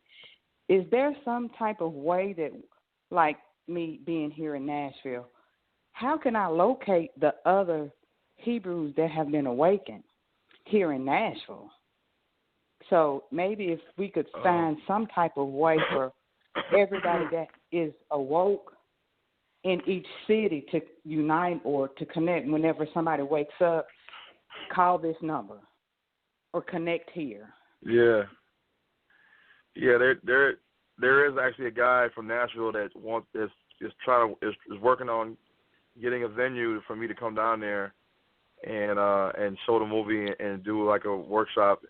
We don't have a lot of people that we don't have like a green book or some kind of directory where people that live in different states can know about the different Hebraic assemblies where they can go to, whether they're non-Messianic, whether they're Messianic. We don't have that, and unless you, I guess, go to YouTube and just start asking people around, you're not going to know about this stuff. That's why so many blacks that have that are maybe still in the Christian church, but they're also on the side. They have their own little study groups, and they're researching. They're looking at the movie. They're going over books.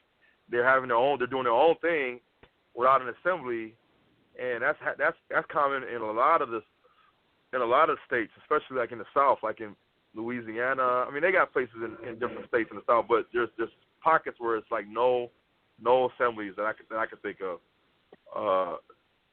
I mean, you would just maybe try to reach out to the bigger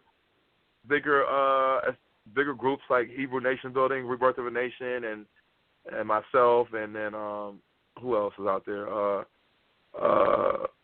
Who else is out there? I mean, they got camps. Some people don't want to go to the camps. No, I don't want to go to a camp. Yeah, so it's like slim pickings. It's slim pickings. It really is slim pickings. I mean, I'll be honest, it's slim pickings. Okay. Well, I'll shoot you a message on Instagram, and maybe, just to keep in touch with you, and maybe if you come across some other people, maybe some other people are trying to, unite together too. Yep. All right. Well, thanks for taking my call. All right, Sister Kim, All right, thanks for thank you. calling in. Thanks for the support. Thank you. Yeah, and that's another excellent point. This is another reason we need this unity, because we got to get to this point where we have something out there to help people unite. So if I'm in Nashville, or if I'm in Columbus, if I'm in all of these other towns, and I know that the camps are out there, but I don't want to go to them, or I want to be involved with people who are like-minded. We do, like you said, a green book or something that we can at least get them set up. And I wasn't aware that Hebrew Academy was there, so that is something that I would definitely start to use as well. So that's something to think about. So if you are listening and you have an idea for that, hit me up. Talk to Brother Sal, or you can email me at verdicttalkforyou@gmail.com. That's verdicttalk, the number 4, you@gmail.com. or you can even reach Brother Ron, and we'll get his information. It'll be in the chat, and he'll share it at the end of the broadcast.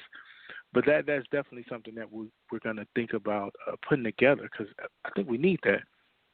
So now we get to move to the future projects, right? Because I know you got a lot of stuff on deck for us now coming up in the future. So I want to talk about the future book, movie projects. I know you got the podcast coming back out. So starting next, like, what new books, what books do we have on deck? What's on the horizon? Yeah, so I got book 5 and book 6 is, when I get a chance, I'm going to pick it back up, because when I started the movie, I had to stop, and I was like 250 pages into book 5 and book 6, because really what I actually have 500 pages that I had written for book 5, but people kept complaining about the book being so big, so I just split it in half, right, and gave 250 for book 5 and 250 for book 6, and I was going to include more information, amazing breakdowns that I have, that I probably, it has to come out in the book, because there's so much that, I mean, unless I got people just funding me all day long, I can't put it into a movie, and no place have I been to allows me to speak for a whole week. They always tell me, okay, Ron, you got to stop, Ron, stop, because we're running out of time. People need to go home. They need to drive back home for their state. And so, to be honest with you, a lot of people would be like, we want more. They'd be like, well, I ain't got to go home. I'm not in a rush. Keep going, Ron. But then a lot of people in the church and the pastor may want to go home to their family, and I'm like, right, sorry, right. I can't give you everything right now. So I'm gonna put a lot of the stuff that I've researched that nobody has seen yet on YouTube. Nobody's talking about it. I'm gonna put it in these books so that they'll just be there forever when people stumble upon my books and just want to go through all of them. And then that'll probably coming out. Let me see. I might be able to crank out a book, at least one book this year. I mean, it depends on the financial situation, because I'm getting laid off. I'm not, paychecks are not coming in. People can't pay me. It's just all types of financial attacks that I'm having.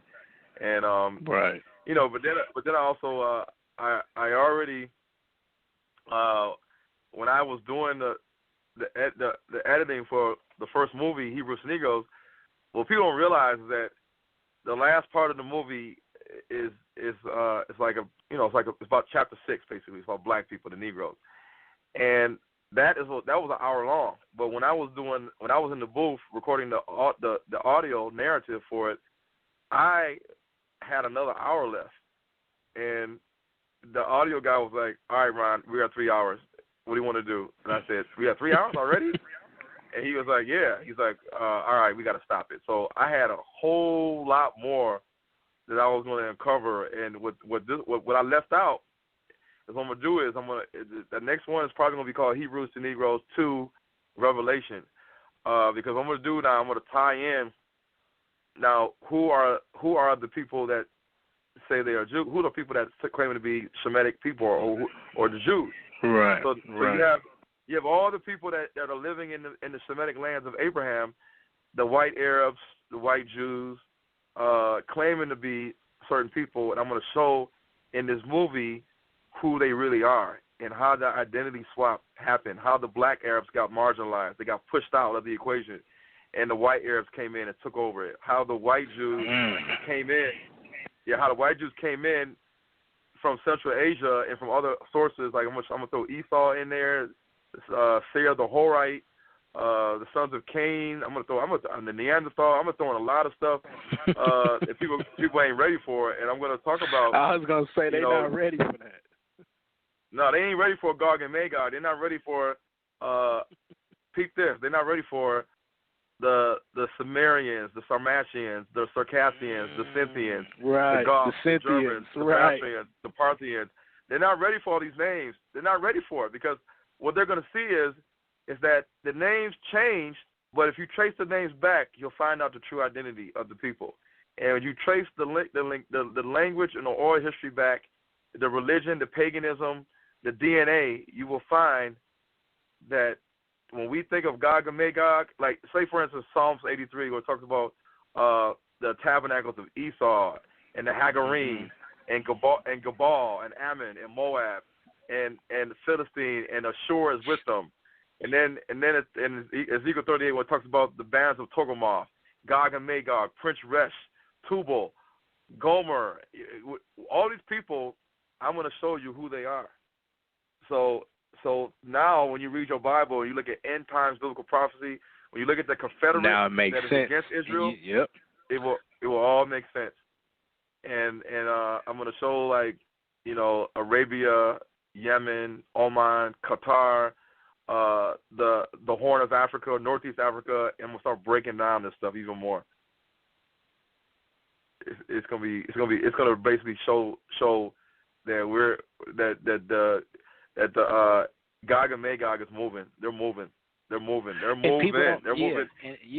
that's the thing. People don't even know that they're watching these prophecies unfold right before their eyes, and they can't comprehend it. Yeah. And they also I'm gonna show, and this is depending on how much the Israelites support me. Esau infiltrated three religions: Catholicism, Talmudic Judaism, and Islam. A lot of people don't know that Esau's seed went up into Russia and Central Asia. It's in their DNA. And when King Bulan and King Joseph of the Khazari Empire, when they were getting the people to teach them about different religions, Esau was one of those people. Not the black Jews. Esau was teaching them about the Torah and the ways of the God of Israel, from Phariseeism. And so Esau masterminded his way into the three Abrahamic religions, who are all going to be on one accord, on one goal, to all come together. When you look at the Saudis, when you look at the United States, when you look at the Catholic Church, when you look at Talmudic Judaism, when you look at the projects that's happening right now, the alliances, things are changing. It's all coming to fruition, and Africa is one of the key points too. And they have an agenda for Africa too that people are not seeing and not paying attention, and they have an agenda to keep American people distracted. So I'm and I couldn't agree with you more. And these are things that we have to see. These are things that we need to get out to the people, because it makes the Bible more real and tangible for them. I couldn't agree with you more. And so that will probably be your next movie project then, right? And so yeah. I want to try to finish. Yeah. But you know what? I got another project too that I want to do is I want to do an episodic series where I start interviewing different people, and we start covering the curses of Israel, then and today, and how can we break the curse, and why is the curse still upon us, and how it holds us back, and give certain solutions to how we can kind of make things a little lighter on us, and getting different perspectives from black Christians that are our family members, black pastors, Hebraic teachers, educators, pastors, mores, also just regular black people on the street, doing some street filming in inner cities. Detroit is a perfect example where we can pretty much get a lot of history and a lot of showing of the curses of Israel in the inner city of Detroit, which basically parallels a lot of the major inner cities all throughout the Americas.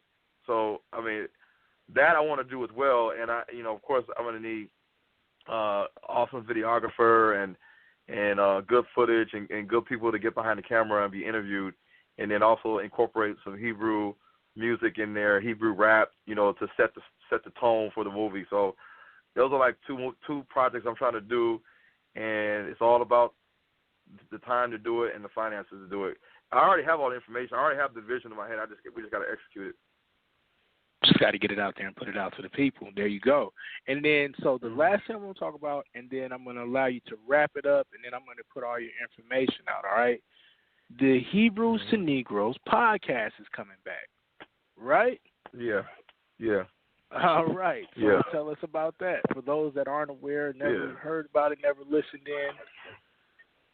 Yeah, so we started that like 2 years ago, me and Tina Matthews. And we ran on Blog Talk Radio, at least on Survival Christian Radio Network, SRCN, SCRN, whatever it's called.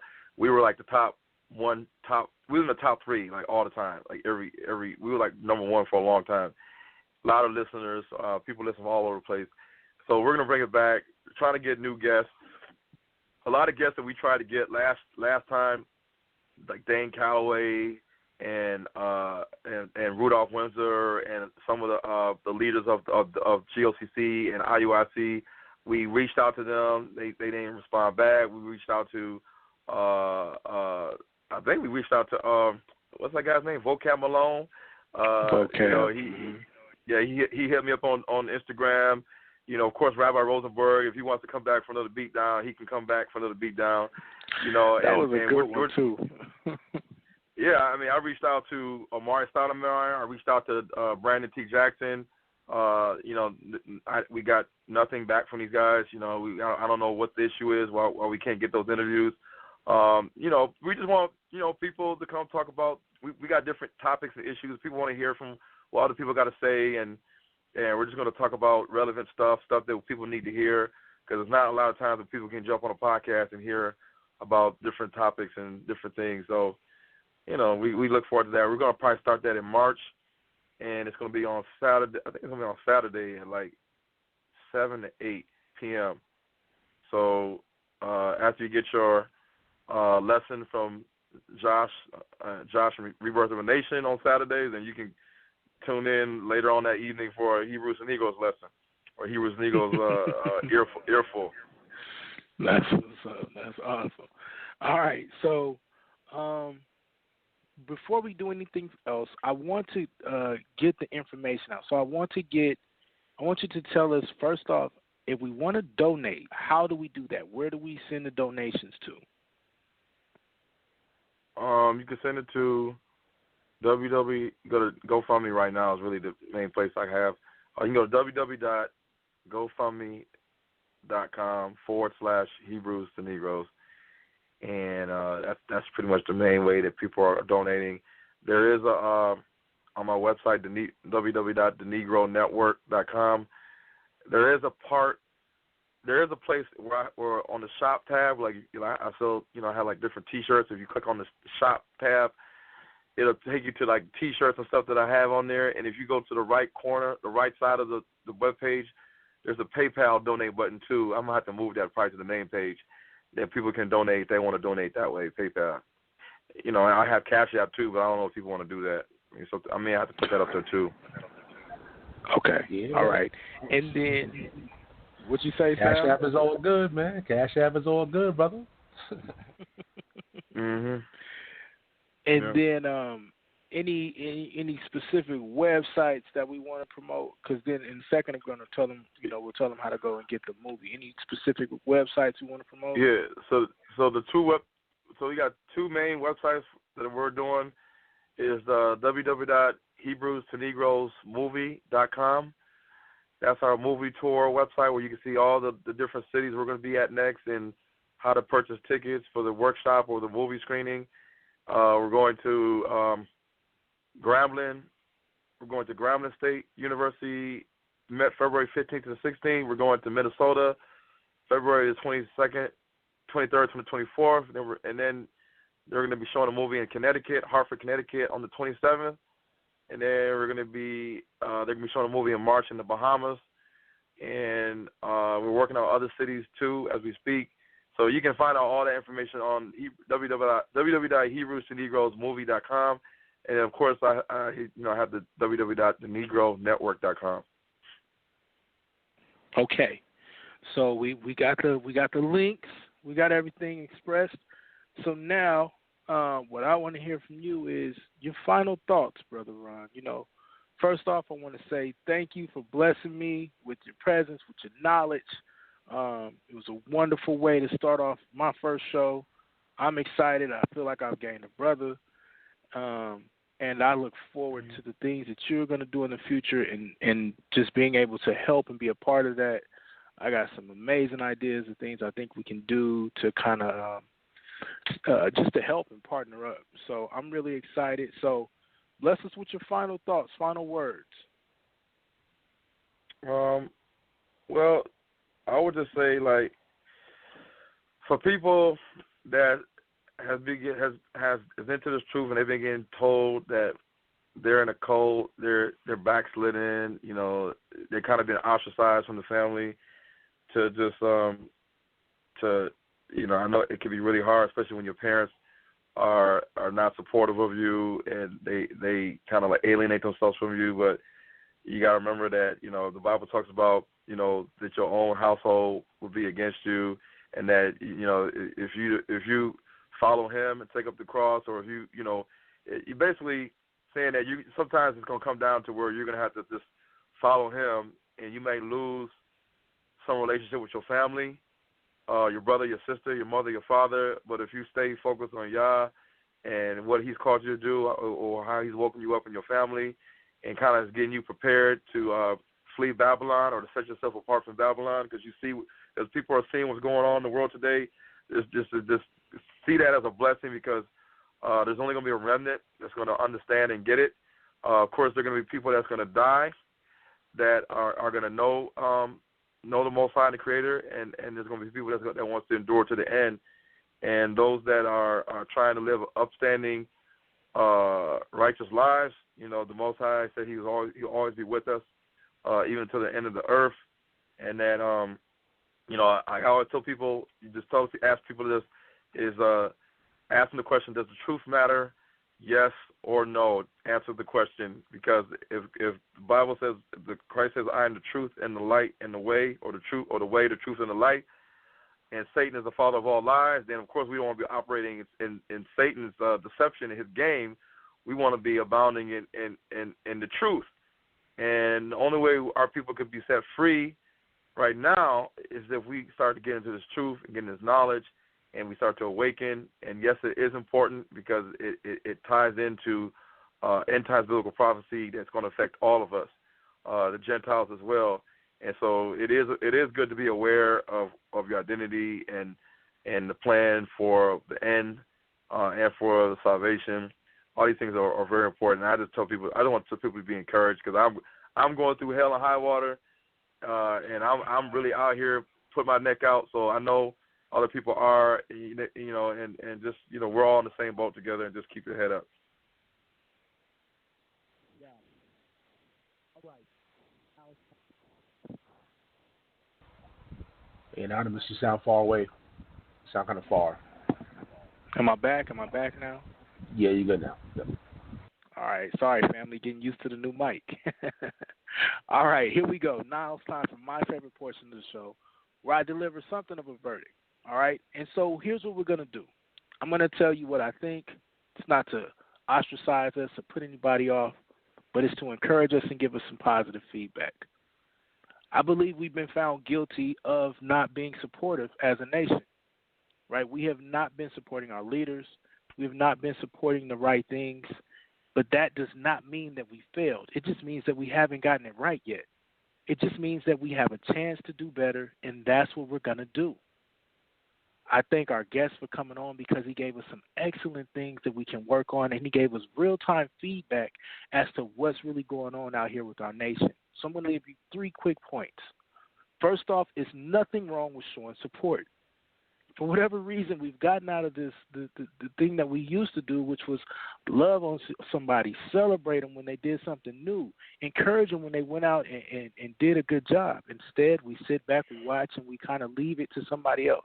I've even been guilty of it about myself. So what I'm going to do is challenge you first is to find 3 to 5 leaders and repost them, support them online, reach out to them, encourage them, do whatever you have to do to let them know that you're in their corner. All right, that's what we're supposed to do. Number 2, find your passion and get out there and get busy. Right? Don't just leave it to everybody else. Let's get out here and everybody do it. That's your service. That's how you support this system. That's how you support the growth of the nation. That's your service to the Creator. We need more Israelite painters, plumbers, truck drivers, chefs, doctors, electricians, directors. We have to support each other, right? Psalms 133:1 says, "Behold, how good and how pleasant it is for brethren to dwell together in unity." That's my third and final point. We need to unify, brothers and sisters. The brother just told you there's stuff on the horizon that we see coming. And if we don't unify, we will not make it. We will not survive it, right? We have to take the time to support and unify. And if we do that, I think we'll get it right.